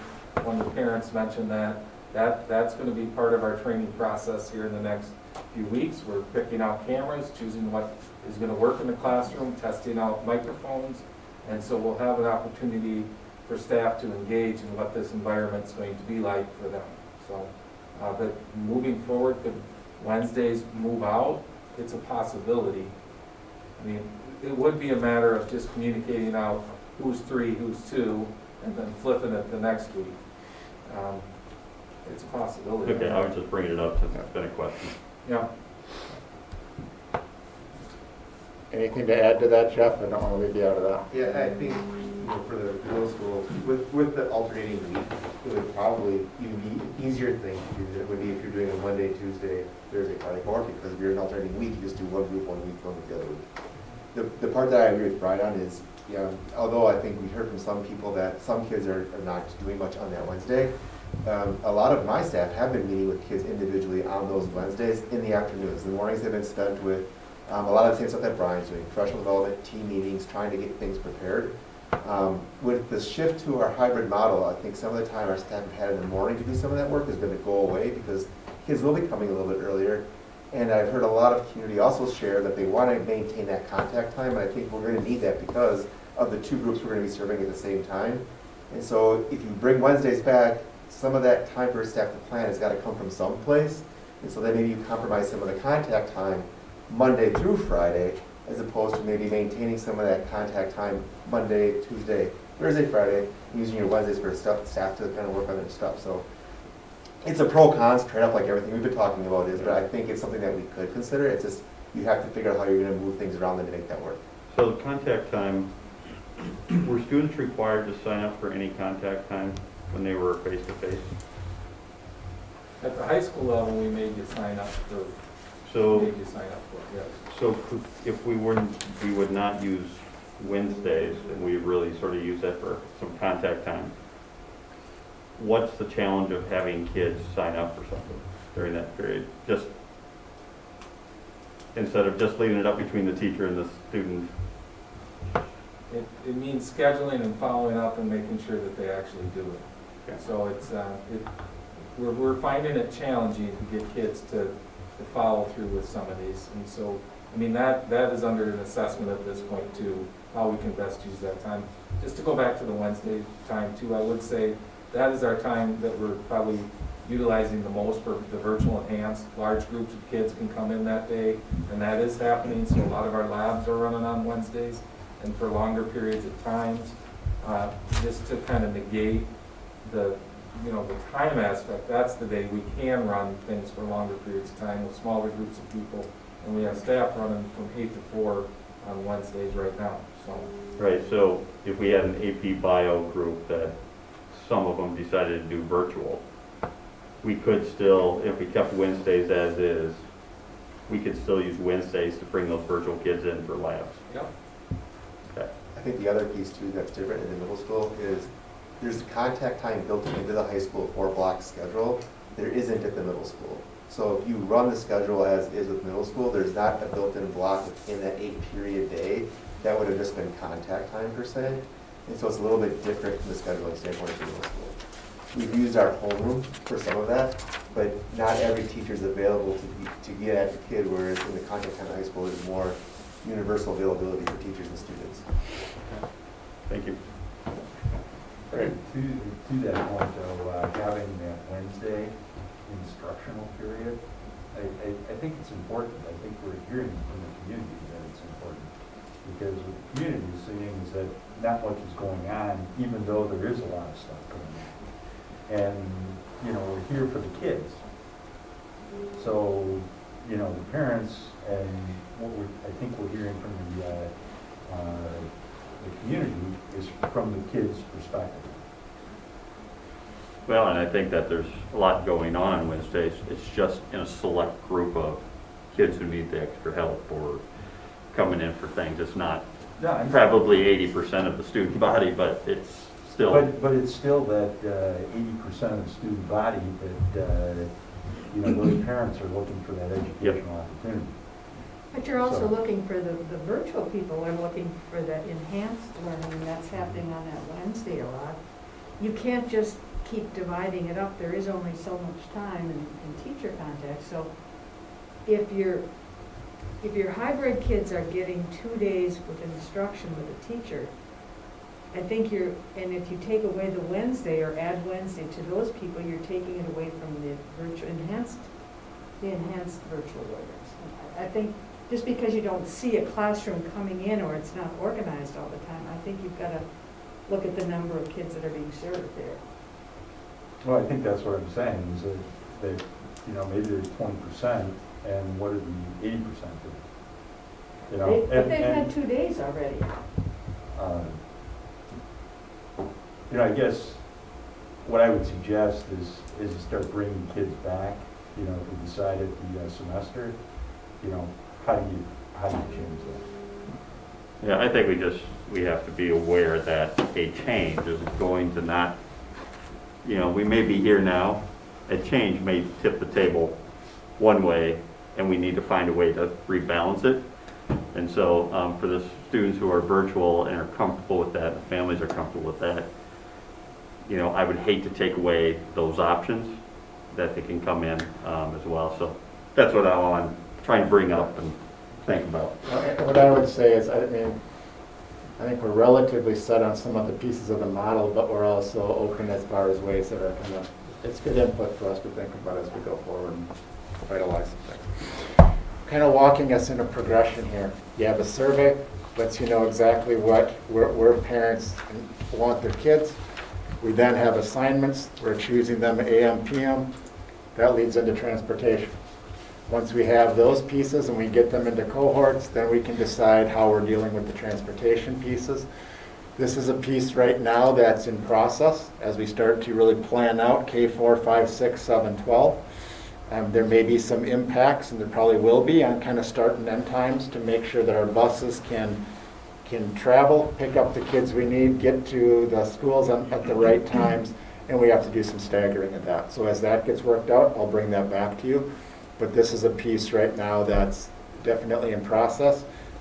Speaking with Steve, who's been really working with Lamers on this items, there's ways that we can work through this, and this will be part of our process moving forward. But the transportation piece is obviously of a concern to us to make sure that we have buses, drivers, social distancing as we start to manage our kids coming back.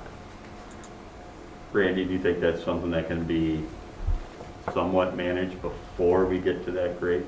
Oh, yes. You know, think- so I mean, if, after this survey, Yeah. Lamers will be able to, That's our hope. okay. That's our intent, is trying to run. I think the piece that I've seen is as we've run, I'd like to just run it once, Brian, and then just deal with tweaks to it, as opposed to running it with every group that's coming back in a staggered piece. I think that's a piece that, if you want to say kind of a piece maybe we've learned, or a piece that we're going to try, that's what we'd like to do. Yeah, and I That's think why that's we would sort of what survey the, everybody at once. I think that's what the community is sort of looking for too, is just to plan now and tweak as you go, so. So that's as much as we exactly can. what it is. That's why we're looking at the survey going out, 5 through 12, and then building from there. Look, let me, as far as the survey, Randy, with that setting up, who's gonna be virtual and in person, is that locked in? Because the thing is, you're looking at surveying people roughly now, or shortly, and those high school students and middle school would not be going until almost the end, roughly the end of January. If a parent decides to make a change, when would the cutoff date be? Because there's gonna have to be one, or you can't do this planning. We can't have 10% of the students shift a week before school starts. No, I mean, you're gonna, You can't even have, you're right, 5% would be. and that's the piece, particularly as you get to some of these, they don't work with a lot of shifting. So we're gonna have to put the survey out. I mean, if what we saw plays true with this grade level as compared to where we were with our K4, we generally saw similar percentages in the early fall as we did as we brought students back. Hoping that that's the similar case here, but there's not gonna be a lot of ability to shift back and forth once we kind of go through and survey folks, because we are gonna start populating these programs and making sure that we can manage the schedules for the students. So are we saying when they submit their survey, that's it? Or, Moving out is not an issue, right? Moving well, out. going virtual is not an It's not issue, an but issue. going in person, We there's gonna have to be a the- cutoff date. We have to have the exact numbers because each room has a different capacity level. If we don't know exactly what that is, we're gonna miss. So we gotta, to follow the 6 feet social distancing, we need to know exactly how many kids are gonna be there. So, I would suggest that you treat this as more than a survey, as a registration. That's what it is, yes. And It's not really a survey That's where. the same understanding we did with Yeah, our This is, 3-4 students. this is an individual survey where if this was sent to you, Mark, Right. you're answering as Mark Hetzel. Absolutely. And they That's should what it be is. aware of that, then this is your choice to do one or the other. Correct. so I think we need to quit calling it a survey, and we call it Sure. in-person registration. And that's what it is. You make that call, you make that move, and it's terrible to say, but they can't decide on January 1, they're changing their mind. Because we can't shift that much, that fast. Yes. We heard several other districts, Arrowhead, Oconomowoc, all these other districts opening up. Are they running all of the enrichment courses? Is it a full? Some of those districts are full open, and some of, yes, I believe they are. I think Oconomowoc, correct me if I'm wrong, Brian or Tim, I thought they were actually wide open, or they were moving to, they didn't even have a 6 feet social distancing type of a. Actually, Oconomowoc went 100% virtual because of too many COVID cases just this week. Yeah, they're virtual for the next. So they're already shut down. So I guess the question is, they're basically running their full program. Yep. Has there been any consideration where you may not run, the complete enrichment program so that we can get more kids in? From these are the basics that What the do you kids need. suggest? What do you mean by the enrichment? Well, electives, instead of running some electives. You're still limited by the number of people who you have on staff who are certified to teach that class. So that's kind of what we're trying to do is maintain, you have some singleton classes, that's a class taught by one teacher. That's part of the model, is trying to keep all of those pieces in place so that kids can maintain their schedule. And, yeah, I mean, the limitation to what you're saying, Jack, would be just certification number of staff. I only have, for example, X number of English teachers who can accomplish so many people. So that's part of why that's not possible. And even if we had those people, that would be not a good idea at all educationally. I personally would have a hard time living with that. I mean, we'd be talking about maybe no tech ed classes, maybe no world language classes. I mean, I don't think we want to, for things that kids have already started this year, I don't think we want to do that. So understood. Yep. Understood. So just kind of moving on. The next one of the pieces that we are working on, we have an HR committee coming up on Friday, which is going to really deal with the items on the bottom. The item that Brian is certainly and that we are very tied into is what do we do with substitute teachers. I mean, this week we've had some shortages. We've had a couple days where we've needed 20, 21 subs, and we've had 19. We've been able to kind of then manage through exactly where we're at. Brian has found an option for us to be able to push out, and he's pushed it out to some individuals already, a certification, a non-certified, so somebody who has the requisite credentials, an associate's degree or higher, wants to get a substitute teacher's license. There's an online program that he found. It's about 8 hours. It's $40. If somebody takes that, gets the certificate at the end, gets their license through DPI, we'll reimburse them the $40 once they start subbing for us. So that's a piece we're starting to push out, and I know that there was some parents who had asked for, who had been kind of collecting a list. We made connections with them and shared that information with them already. So this is a piece that's going to be a continuing need for us, and we're going to continue to need to promote that. From a resourcing perspective, yes, there was some thought to possibly full-time subs. Yeah, so that's a piece right now that Brian has that posted right now for the idea of like a full-time sub at each buildings, so that we can have some of those pieces as kind of our first line. So Would that's there a piece be that's any merit in considering enhancing the per-day diem for the other subs? Sure. I mean, those are all things that and strategies that could be utilized. I think it's, I guess you have to decide to what degree is there a need for that, and how much does that drive more people versus just increasing your cost. If that doesn't bring in more people, it's just increasing your cost. So we have to kind of try and see where that's at. And I know Brian's got a pretty good handle on things from where other districts are and what we're trying to do, but he does have a posting out there for kind of the permanent sub for a building for the year. That was kind of a piece you had brought up at a previous meeting, Mark, and Brian's followed through with that. There was some question from some people about being a substitute teacher. Their concern was how much training will they get and what our protocols are for COVID. Right. The online program probably doesn't cover that at all. No. And Brian, I know you can speak to that, so if I can just have you talk about how they would get our local COVID protocols through that training or before they started working with us. Yeah, this initial online program is considered to be like a basic, one day kind of here's what you need to know to manage the classroom, walk kids through a lesson, some basic teaching techniques.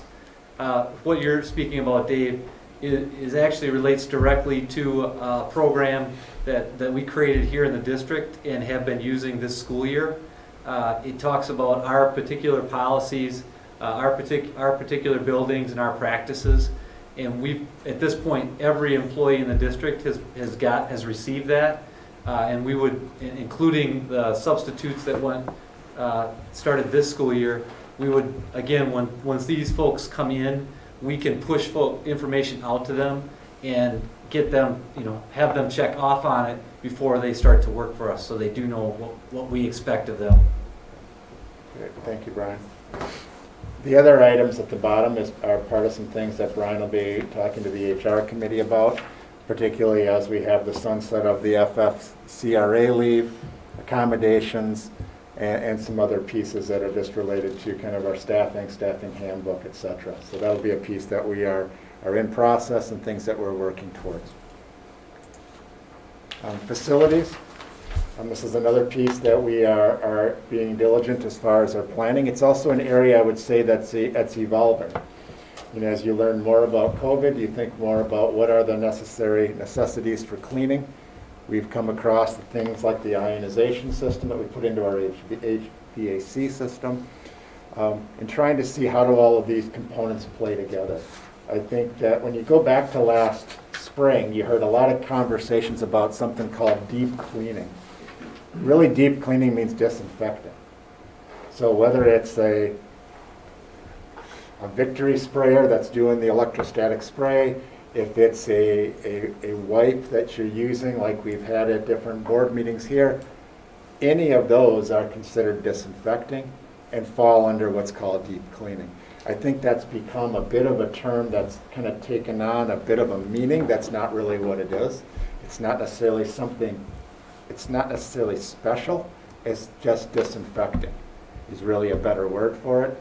John likes to differentiate between cleaning and disinfecting. His example to us this morning was somebody writes on a desk, that's cleaning. There's things on the floor, we vacuum them up, that's cleaning. Disinfecting is maybe dealing with the surface as far as kind of virus mitigation. Now the pieces that we are looking at is we have reached out to numerous other districts to see what they're doing, and it's quite varied. From literally nothing happening that mitigates the virus, to ionization systems, to application of products that we are investigating to see if they're actually impactful on COVID or not. So that's a piece that's also evolving, is how much transmission is off of a surface versus and how much effort do we need to put into that being a priority versus maybe what we first thought as we went into spring or summer. So that's a piece that we're taking a look at. It's probably going to look a little different between elementary, middle school, and high school and at different levels. But Brian is working also with John on some of the staffing aspects. So I would say this operationally is in process, and we're working to kind of move that forward as we kind of bring students back. In your packet, you will see the metrics. I mean, this is a piece, when we take a look at those, you will see that Craig has done a continued job of trying to pull together all of our metrics. I realize it prints out relatively small here, but I think you can kind of get the gist just looking at the graphs that we're continuing to be on an upward trend. I mean, that's not only a trend statewide, countywide, it's a trend Waunakee-wide. Now the piece that I think when you start to look at that is you have to ask the question then, well, what are you seeing in the schools? Our contact tracers absolutely feel the rise, or the fall, or the plateaus that we see. So when it's rising, you can feel it before you even pull the data, because they're seeing the issues that are coming in contact and things that are just happening within the community that are being communicated to us that we are then contact tracing. But the pieces that I think are important for us as we look at things internally is our ability to stay ahead of the contact tracing, our ability and to what degree is it spreading within our programs, and then staffing and substitutes. I mean, those are all pieces from a perspective of our internal metrics in the staffing aspects. Are we able to continue to operate? We've been pretty close on a few instances with our contact tracing and not being able to get it done in time, but they've done a great job really trying to expedite those as much as possible and do a thorough job.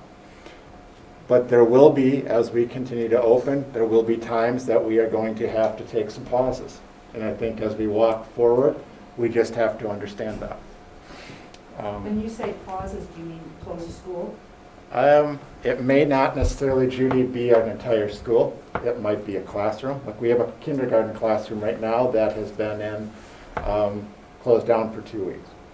I mean, that was a piece that happened a couple weeks ago. I think they might be back yet. I'm not sure if they're not back yet. I know it was about that time frame, but we've had a few extra other programs. I think on the sheet here, I think it talks about 5 different groups that have been shut down for a period of time. But you may have something where you just can't get it contact traced in the time frame of the 24 hours. And we have to take a pause until we get caught up. Or we're gonna have a situation where we do have close contacts or can't discern the close contacts within the classroom or cluster of kids, and you may have to close that down for 2 weeks. So we kind of look at the Economowalk school example. They had obviously large issues of COVID. They chose to go the school route.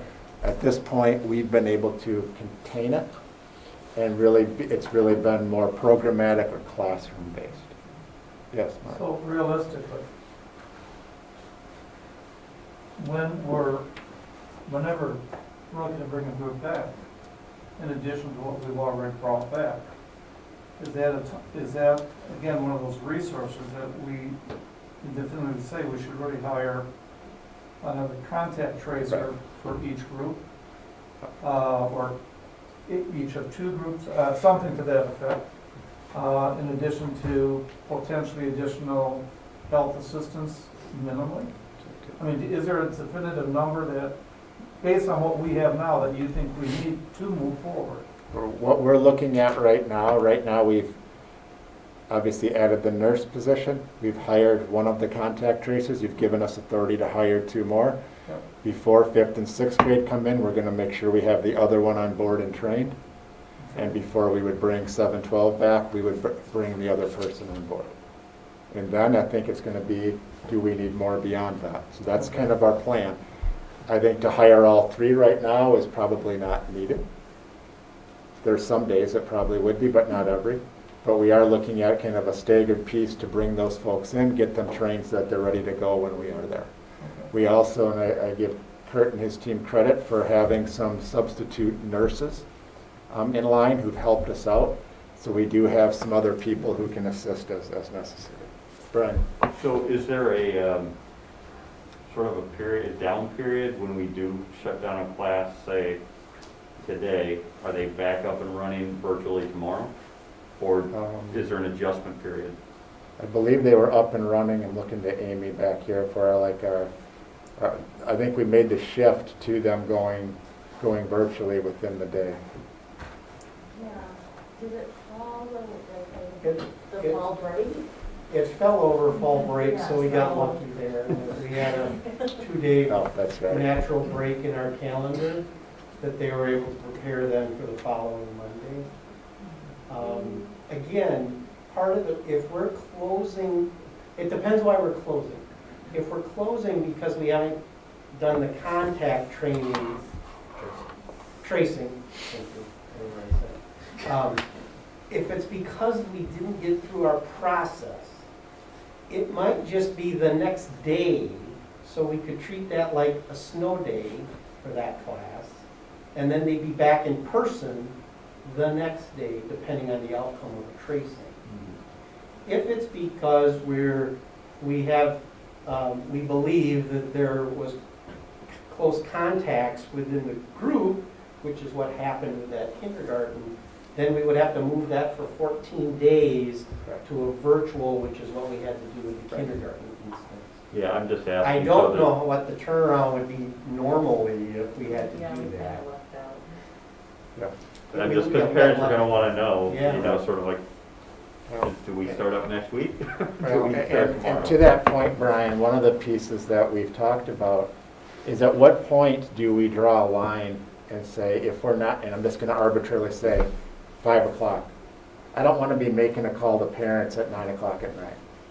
I mean, do we say, if we can't meet our contact tracing threshold by 5 o'clock, I just shut the class down or the program down the next day? But that's a piece we've got to communicate out. Yeah.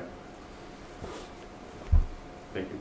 Does that answer your question? All right, Tim? I mean, one thing when that applies to 712 is because we keep the sections largely in hand, and you're present some days, you're zooming in other days, the remote kids are zooming all the time. What that would look like, as long as the teacher's okay to teach in some format, is just that there are no kids in the classroom that day and everybody's zooming. So it's probably for 712, no absolute guarantees, but probably a lot more robust in the face of that. as long as the teacher is able to facilitate.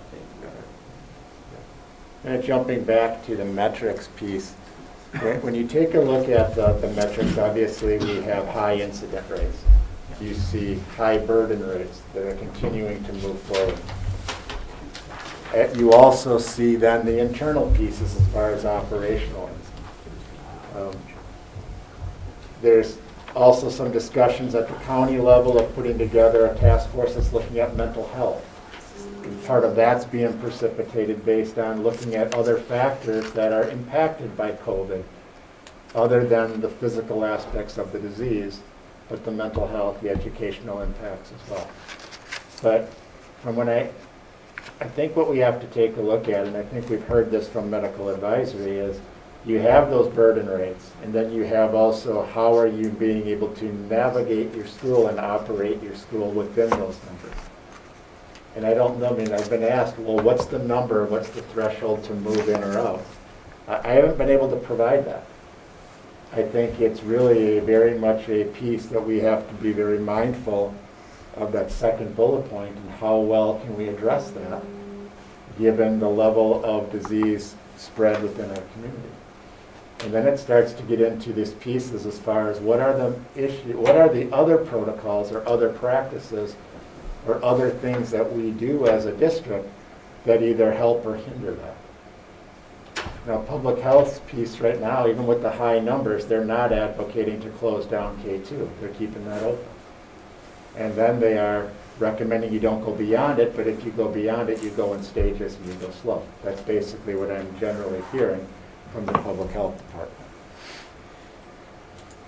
Now, the part of the timeline, the part of the plan that all this leads up to is what's your timeline. So I stayed with many of the things that we had initially presented to the board, adjusted it, and then I have some things I want to talk about with regards to why January 26th. So first of all, if we were looking at a time to bring back third and fourth grades on the 26th, our initial presentation to the board had 5th and 6th returning on November 30th. Now, part of what we have to understand and think about is where we're at in the calendar year, where we're at with board meetings and approval pieces, and where does Thanksgiving and winter holiday fall. Those are important pieces as we start to navigate these transitions. So this is really the day after the Thanksgiving break. So that's really what that is. Now, you can make an argument to should you be bringing back after a break where you have potential family gatherings, etc. And I think that's a piece that you do see some schools. I think St. John's is falling in this area where they are closing down from Thanksgiving through the first of the year. The piece that I look at with 5 and 6 is it's still a relatively cohorted group. It's a similar model to what we have at the elementary.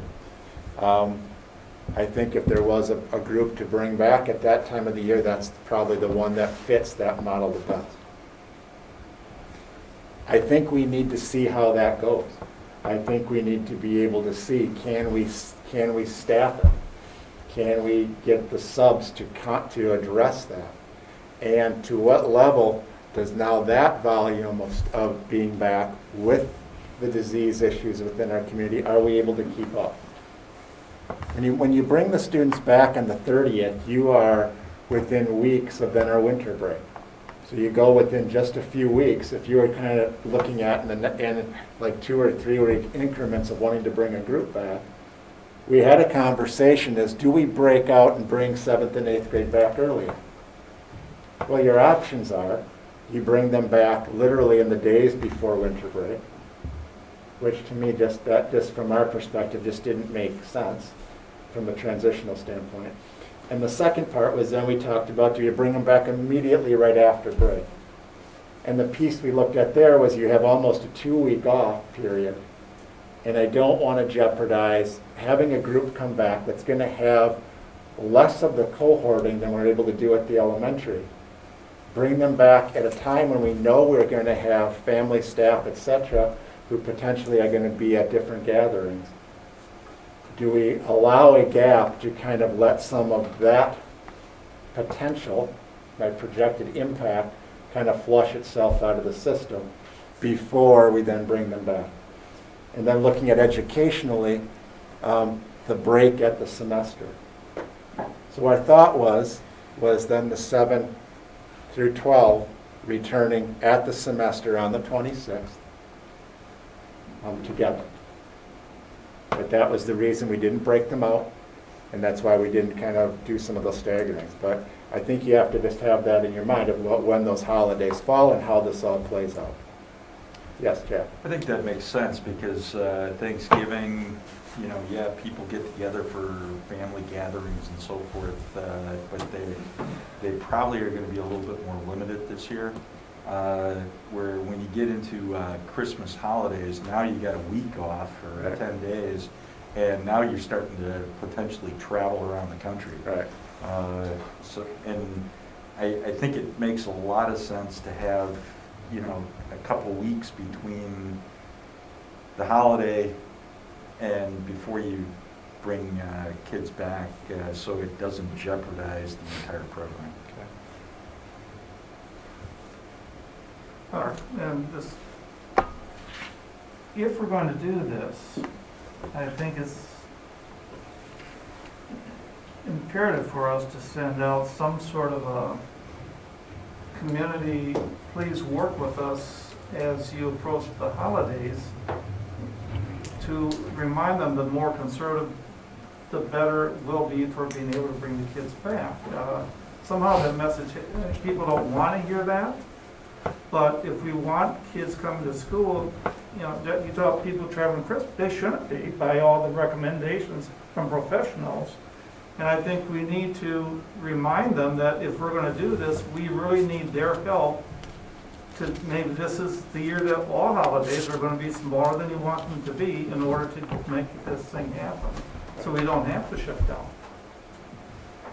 I guess my question is kind of piggybacking off that. That's why I wanted you to go first, Mark. Is there any discussion of limiting the breaks or modifying the schedule? I mean, do we need a spring break this year? Does winter break need to be as long as it is? I haven't had those discussions. I guess from my perspective, from my staff perspective, I think our staff do. I mean, when I look at kind of, and I realize the impacts on a lot of people of this, but I really feel like there's also a mental health perspective of our staff. And I think that there's value in that piece, and that would be my advocacy there. Any questions on the timeline piece? I do have one more slide I wanted to touch base on before. Now, I know that some of the things that we've heard tonight also were around co-curriculars. That's also a piece that's right on our heels as far as kind of what are some of the things that we have to be making decisions on. So I just put a few thoughts together. Aaron and I sat down and talked about really kind of what are the different levels of sports, what's allowed, what's not allowed. So per the Dane County Public Health order, you have low, medium, and high-risk sports. So low-risk sports are able to practice and compete under the Dane County guidelines. Our snowboard group goes to Cascade, we have boys swimming, and we have gymnastics. So there's ways those can take place. Medium and high-level sports are allowed to practice with social distancing, but they're not able to compete within the county. And I know that's part of the public comments you're hearing is, well, let us travel. And we had some good experiences with that, with some of our fall sports as we kind of dealt with that. But I tried to just kind of say, these are kind of some points to think about. Because these are really the pertinent questions that really come forward when you really get down to it. Is, first of all, looking at our low-risk sports, which is the snow and ski and snowboard, sorry. Boys swimming and gymnastics. Are we going to allow them to practice and compete? Are we going to allow them to travel? Medium and high level, or high risk. Are we going to allow them to practice to the degree they're able to and travel to compete? The piece that I heard tonight, and I do agree with this, and I think it's just a perspective we've got to try to think about, is from a contact tracing perspective. And that's one of the biggest things that concerns me. As we're reopening schools, how do we contact trace when we have a lot of other activities, some of which are in our control and some of which aren't? In this case, there are some of these winter sports that if we aren't running them, these kids will play. They will jump into club teams, and they will be traveling and playing. And they won't be all together. They'll be split up into other teams. And then, so there's a kind of a push-pull piece here. Do we allow them so that we have oversight? We have then impacts if you're competing. WIAA has rules about not being able to do club stuff versus us not promoting those or not supporting those programs, and then we have kids doing other things. That's just a piece I felt as we looked at and talked about it, contact tracing, which is better. And then there's just some things that we have to kind of look at just logistically. So if you are a basketball team, right now we can put 10 individuals on the court per public health.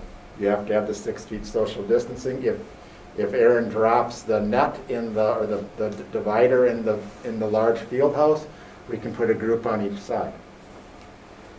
There's also been conversations about kind of if we were going to allow any of those programs in all road season where you didn't play at home. Many of them aren't allowed. There's also been discussions, and I know Aaron and the ADs had a meeting with public health saying, would they ever consider looking at these rules and having an all-Dane County league? Now, those aren't quick answers. We'll have answers of tonight or tomorrow. But those are things that are being pondered by other districts around. And I know Aaron's been working with the other ADs to see what's happening amongst other school districts. And I would say in Dane County, it's kind of across the board, from those districts that aren't participating to those that are allowing their teams to travel, and some that are allowing them to practice. But I think those are just the pieces that we have decision-making points on and things we have to consider as we kind of move forward. So I just wanted to cover some of those pieces tonight as part of this discussion as well. Randy, on this part, just so we have, the fall season, it was rushed and everything was coming up very quick. It seems like we have a little more time here to look at this. I mean, kind of taking Mark's part and your part together, saying that parents are going to have their kids traveling and playing sports no matter what we do, almost makes the case for we almost shouldn't open. I mean, we're sitting here saying, please help the school district open, and then we're admitting that we already know we're going to lose. It's going to be uncontrolled no matter what we do. The one thing I was unhappy about in the fall season, we got a little bit about letting them go out of the county and stuff, and that was good to some degree. But the bad thing is, like, for example, we had the requirement, Dane County Health says you shouldn't have been playing doubles tennis. And then we get told if we go outside the county line, no team will play us unless we allow doubles tennis. What were the effects? I mean, if we go over the county line to Baraboo or wherever, were they saying they don't have to require masks of their athletes? Was that happening, or was everybody being required to do that? That I can't specifically. Well, when we, from a cross-country standpoint, WIA had everybody wearing masks at the state meet and the other meets, regional. Not while competing. They had to keep them on until 2 minutes before race time. And then they had to take them off, and then right after the race, they had to get them back on.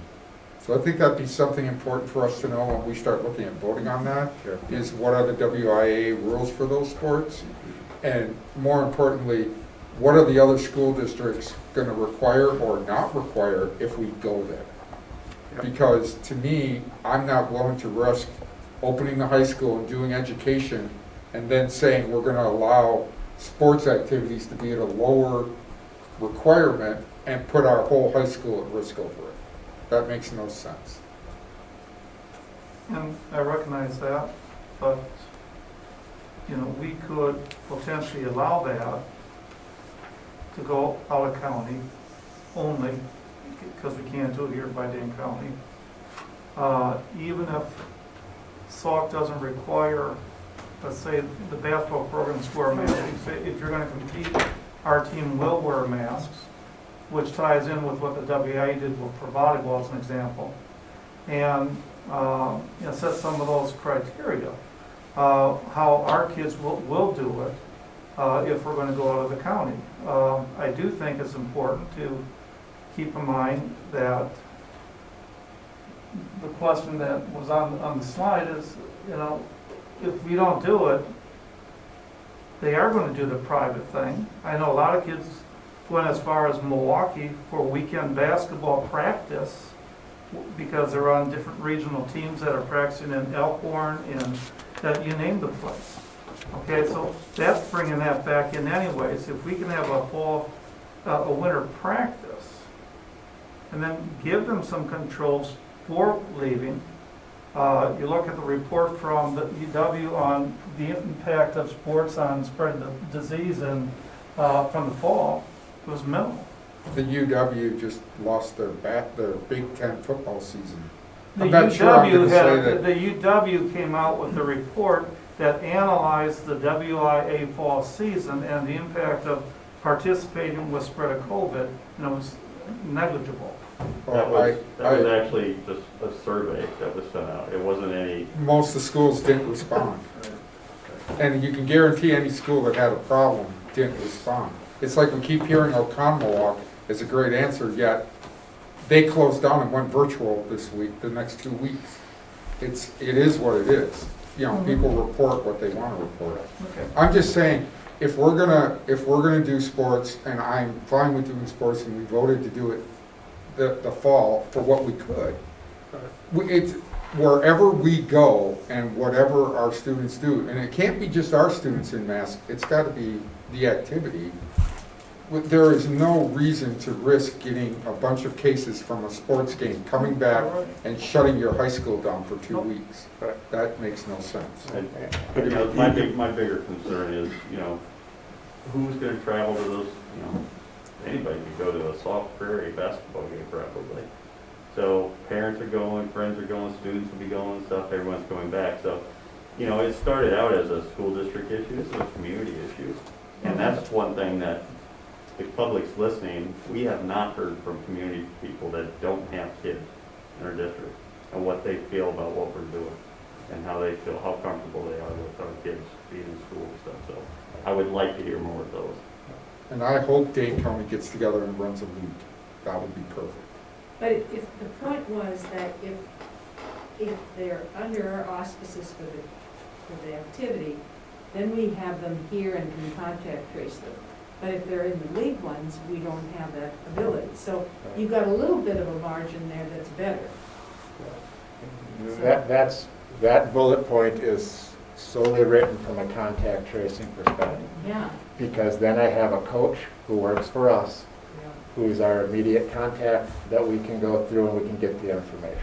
Because we can't control the community, but we do have that little niche there. I think it's good. Don't get me wrong, I am totally for running the sports. I'm just saying, we shouldn't let that team go and do an activity at an area that has a high risk, because that risks that team coming back. That doesn't mean you don't run the team, you're just saying how and where they should have games. I mean, if you're gonna have a game with the Forest, great, and if you're gonna have, and stuff like that, but you gotta be careful sitting there saying, you're gonna send them to Oconomowoc, or you're gonna send them to Baraboo, or someplace where they were telling us the rules that we're not gonna follow that rule if you wanna compete with us. And that's something we have to look at. And I think from this perspective, tonight was just to kind of give you a kind of a flavor of some thoughts. Aaron and I will get our heads together before next Monday's meeting, and I know that there are some things that he's collecting that we can also share. This will be an item that needs to come back at next week's meeting. Just running from so we have an awareness. When does that decision need to be made so that the teams can actually begin as close to the starting point as possible? What does the calendar look like in terms of the winter sports? And Aaron's here. The earliest one, Aaron, is like girls basketball, which actually would have a game like over Thanksgiving. So the WIA started the season For girls basketball, a few other sports is November 16th. The rest start the following week, November 23rd. I'm gonna have to, if we are given the green light to go ahead with sports, I'm basically gonna have to rebuild all of our schedules. Because we're just gonna have to do that because the Badger conference schedule has been washed away. Those schools have already gone out and started scheduling out other things. So I'm gonna have to just rebuild those schedules. I'll have to work with whether it's Coach Richter, Coach McKenzie, all of our coaches to rebuild those schedules like we had to do it in the fall. So some of the It's things- hard to say when those first games will be. But when the season opens, what was my question? Well, the WIA season has a start date of the 16th for girls basketball, boys hockey, then the 23rd, November 23rd is the other sports. We as a district can decide when we start our season. We have some control over that too. Right. That's a piece. We'll bring some additional information back. I think some of the feedback you've given us is helpful. But that is a piece you can see. It gives you a time frame that it really needs to be a decision we give some direction to coming up. So that's the end of my presentation this evening. I'm open to any questions for either me or if there's members of our team. Yeah. Brian. We've heard a couple times about hours of instruction. Yes, thank you. Right, so where does that stand in terms of state? Because I thought they had talked about some type of waiver. Right. What you're going to see is I will be bringing forth a waiver for hours of instruction. And I think what you're seeing, when you look at the hours of instruction piece, and I'm the one who puts that report together, it has many things built in there that aren't necessarily, the instruction you're having happen in a virtual format is pretty efficient use of time, as opposed to what happens in a general day of school where there's a lot of transitional pieces that are occurring that count as instructional minutes. But I will be bringing forth a few different waivers for the board to consider, one of them being a minutes and hours of instruction waiver, just like we did this past year. And while we're going to bring a waiver forward, just to set the record straight, that's not really the appropriate standard to be using for the instructional climate we're in. I mean, if that was the way we calculated remote learning in the state, you wouldn't have virtual charters in the state. So the state, in its wisdom, several years ago, this is not like a 1 or 2 year thing. We've been operating under this for quite some time now, is that if you're running in a traditional model, like we normally would, the requirements we've been listening to apply. But if you're running in a blended or a wholly online format, they have a whole different set of criteria where you look at your program holistically and, are you meeting the instructional criteria? And we can bring that information. And for you, we're going to apply for a waiver just to make sure we're completely covered. But it's not even an apples to apples comparison or an apples to oranges. It's kind of like a fruits to vegetables comparison. So I understand the concern. I mean, because everybody wants their child to have what they should be getting educationally. And obviously we're being placed in a situation where we're having to respond to the pandemic and make adjustments. But that particular requirement from DPI's standpoint really isn't designed to apply for blended and fully online formats. I guess one of the questions I'd like to throw out, would it be a consideration to extend the school year? And that's probably a discussion, with the board, because virtual, may or may not be the answer end all for everybody. Should we maybe, extend the school year from maybe, beginning of June to the end of June to provide opportunities for... What I'll do, Jack, I think it's probably as much of a philosophical discussion as it is a budgetary discussion. Yep. I believe the last time we looked at just adding a day of instruction was well over $100,000. So it's a piece I'll talk to Steve about, just so you have that number, but I think that's part of the limiting factor on that. Right. And then just, I think, as by the time we get to the end of the year, I think that, I mean, my personal opinion is we're gonna need, student, staff, families are gonna need a point to break and we get regrouped, and I'm truly, absolutely hoping that we are back onto a better track. And maybe that's something we put on the agenda for the board retreat. A question I have is, there's been some statements that supposedly students are falling behind. They're only getting 35% of the curriculum right now. Is there any tracking as to where teachers are in their lesson plans compared to a normal year? In other words, let's say I have a book with 10 chapters in it, and normally I'd be at chapter 3 by now. Are we finding teachers that feel they're not getting through their curriculum? So I think, speaking for the upper grades, and, Brian and Jeff can, certainly supplement, it's not so much making progress through the units. It's unit by unit, making different choices because of the instructional constraints we find ourselves in. What are the most essential, skills and content to be learned in that unit, and going from there. And since teachers are having to really redevelop all of their lessons and units, in many cases, they look a lot different than they would have looked last year. But certainly, we know with the constraints we have, it's going to look different, and they are going to have to more carefully prioritize their learning targets. I think if we were to go back, and we certainly can do this, probably not for Monday, but to go back and say, where are you at right now by your syllabus compared to last year? We can bring you back some of that information. But it's, again, such a different delivery model from the past. It's going to defy simple comparison. We have some standardized testing we've done this fall. And obviously we'll have a full assessment program for the state in the spring, but that's months in the future, and we'll get those results back to the summer. We're also monitoring our grades so far. So I mean, it's realistically something we would probably, just to get some general reports on, at least for secondary, I'd say more of a December report to you. I don't know. Do you know where they were getting this 35%? I don't. I think they were just taking hours and dividing.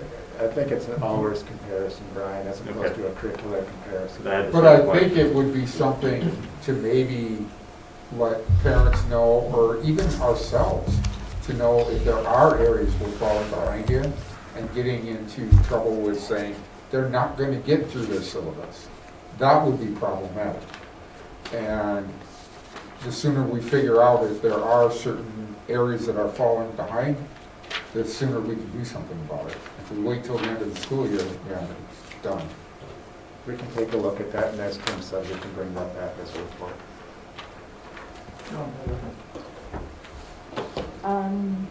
I have heard both from staff and the students alluded to it today. Cameras on, cameras off. Do we have any recourse of having kids turn cameras on? Or is that something you don't want to address? Or it just seems like, from a teacher's perspective, if the kids won't turn their cameras on, it's so defeating.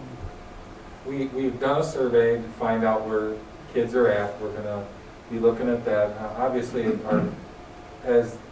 we would all love their cameras on. There's reasons why they're not. There's sometimes when a student starts to speak and their camera's on, you cannot hear them because of the internet connection. So if they turn their camera off, you can actually hear them clearly.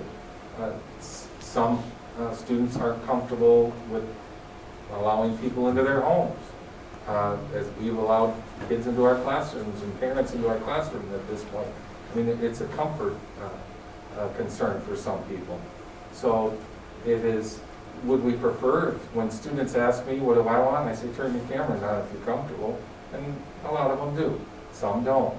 And so we try to be respectful wherever a student is at, and because we don't know where they're at all the time, and that's the incredibly challenging part of this environment is we don't know. We don't get to see, we're not sure what's going on in their environment. Sometimes their internet connection is unstable. Maybe they have 3 or 4 siblings and 2 parents at home, all on the same network.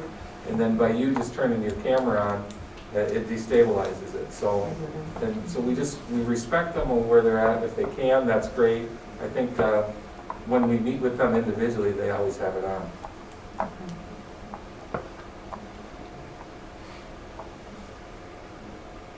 I just have a quick comment. I mean, just like I said earlier, one of the parts that I want, or one aspect I want to find out more about is our community, how they feel without kids. But I also reached out to WNC and had Lisa over there send out an email to her clientele, because I know it's a group that we're not hearing from as well. She has a couple comments back that I'll share outside the meeting, but she sent it to 88 people, so 32 of them opened it up. So hopefully we'll get some more feedback there as well. From our perspective, we're looking at our meeting next week. What would the board like from administration for next week with regards to, I think we put a number of the broad pieces of this plan together for this evening.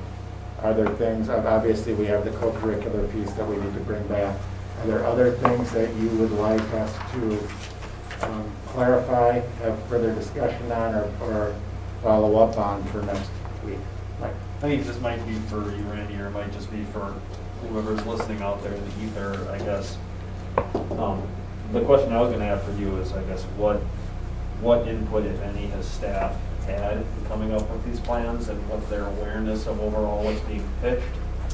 I've just had a couple of people say that they have been taken unawares or surprised by things that are either being posted or discussed, and saying, oh, well, geez, I feel terrible because I'm hearing about this on social media or through somewhere else, and that's not where I want people to hear about it. Right. And I know there's leadership teams that are working with administration too, and I'm always a little concerned about where's the filtering of knowledge coming down. Right. Because once I'm hearing about it through it being on the board book and being public, I expect everyone to go and look at it too. Sure. But that's obviously not the case. So if we're hearing from WTA or other staff members or through what staff is telling you too, I'd just like to know what staff's understanding and their feelings about everything I'm planning. And I think you probably hit it, and I'll let some of our principals speak to it. I mean, I think that there are some of these pieces that have been put together from a leadership team perspective, and then it's obviously as these things get vetted, they kind of move forward and looking at some of what the different models are. Some of this still needs to be rolled out completely to staff, and some of it, as you can see, is still kind of evolving a bit. So I think it's as Brian talked about, we have certain classrooms set up like right now that have basically the camera type system like we have up here, that you're going to be teaching it to see kind of what does that look like, and you can get some experience and get an idea of what that is. So those pieces have been, I think, were implemented last week and then pushed out to staff to take a look at what this looks like in that environment, so you can start thinking about what your instruction looks like. But I would say that there is probably accuracy that there are staff who've been involved in the planning and more of the discussion, and some who are probably, we have some work to catch up on all the details. Is that an accurate statement? I'm looking at kind of my team. Yeah, I think I would add, in a normal situation where we're meeting like every month, like there's time in between for us to get people together and organize things, but because we're trying to be nimble with all the new information we're getting, we're trying to give you what you need in the board book by Wednesday. We might not be able to meet with our staff until Thursday, and so in one case, I think when you're talking about particularly I didn't meet with my staff until a day after I had to put stuff into board book, and so there has been some of those kind of issues. But in order for us to be nimble, we're gonna have to try to be understanding about some of those things, because we're trying to move quickly and respond to what not only the community wants, but what we are able to do. And in order to do so, I can't get to all 70 of my staff members within a week or two sometimes, based on the fact that we're in school. When we were in July, a lot easier. It's just a challenge, and I think it's a real frustration, it's a legitimate frustration, but some of it, I'm not sure we can do a lot about always, except for just trying to get better at trying to make sure we're touching base with staff, but it's a good point. I think one of the things that we've got to do as a board is get back to one meeting a month so that these guys can actually do their jobs, you know, because every week, you know, we're coming back here and saying, hey, you know, bring this information to me, and, you know, they're good soldiers. They bring the information to us. So if we don't give them the time, it's going to be very difficult for them to, you know, communicate with their staff and so forth. So, anyways.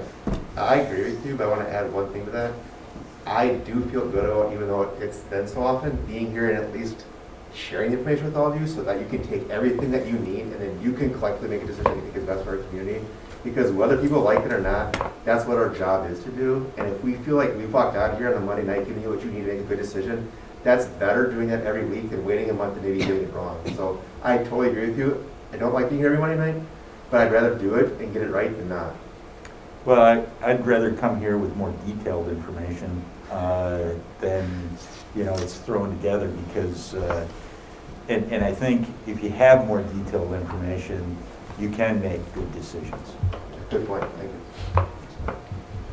Anything else for Monday? I mean, I was looking at this would be basically an agenda item. I'm not going to look to go through this presentation again. If there's things that we need to bring back that you have specific items on. Otherwise, I think kind of what I see is we obviously have medical advisory at the start of next, at 6 o'clock next week on Monday. Are there any specific agenda items that you would like on that meeting agenda? That was my next question, is what are we specifically asking them for in terms of that meeting? No. I think the first thing is we'd probably share with them kind of what our data dashboard looks like. And I think that what we would probably do is be sharing kind of what a draft timeline that we were thinking of as far as returning. And we're looking to get their feedback on probably our conversations around contact tracing and some of the other pieces. So I think it's really a dialogue around those.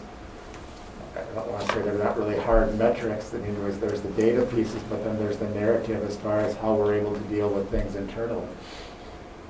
I mean, I know what their concerns are from a medical standpoint and the COVID numbers in the community. But I think it's a matter, Mike, of bringing back kind of what our timeline is that we have presented here this evening and get their feedback on that. And that, I think, is part of, at least that was my indication as far as what the board was looking at and how to utilize that. And I think we should ask them about their view on the sports and stuff like that. I mean, I'm sure they've heard everything that's happened with the UW, and they've heard maybe more of other school communities and what they've seen in sports than we have.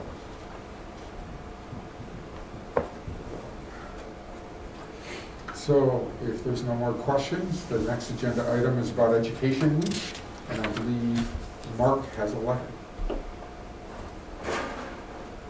Yeah, American Education Week starts the week of November 16th, and typically we've done some sort of recognition either in the paper or to our staff in general from the board. So I hope you had a chance to look at this. This is an idea I had that we could probably share in the Tribune, not this week, but next week, so being the Thursday before the start of the week, recognize them in advance. And basically, in a nutshell, American Education Week was set up in the early 1920s to recognize the efforts of the community as a whole to provide public education to their communities. And so this really, the communications tip our hats off to all those various publics. Does anyone have any comments on the letter? Or? Thank you. Yes. Well, Thank you, Mark. That's great. You did a wonderful job. Then there would be, should there be a motion to send the letter? Motion. So send it, are you going to send it to staff as well as put it into the paper? We can, yes. I don't see why we wouldn't. Should we send that through our communications director? She's nodding her head right now. Yeah. She's our official voice of the board. Sounds good. Is there any other discussion? All those in favor say aye. Aye. All those opposed? Oh, we should have done that, but that was unanimous, so. And finally, about any future meetings? Yeah. One of the things that Joan asked a question about is this is the time of the year when the board normally does their listening sessions with staff. And I think the question that Joan brought forward is wanting to have consideration of doing them, even virtually. And just wanting to, I don't want to take the words out of your mouth, Joan, but I think that's what you're requesting. We have always done it at this time of the year, and I think with all of the things we've asked from our staff, it would be prudent to get some feedback from where they're at right now. So- I would personally like to propose the same way we have done it in the past as a per building. I think every building has their own culture and their own little issues, and it's the way we've always done it, including Bethel. So I talked with Randy about it a little bit. So we're just gonna use the exact same format, but that does mean only 3 members can be in each building Can we on that do it Zoom Zoom? call. Yeah. Excuse me?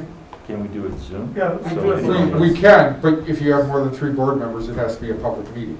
And Oh. we've always done that specifically to allow the staff to talk directly without it being a public meeting. Right.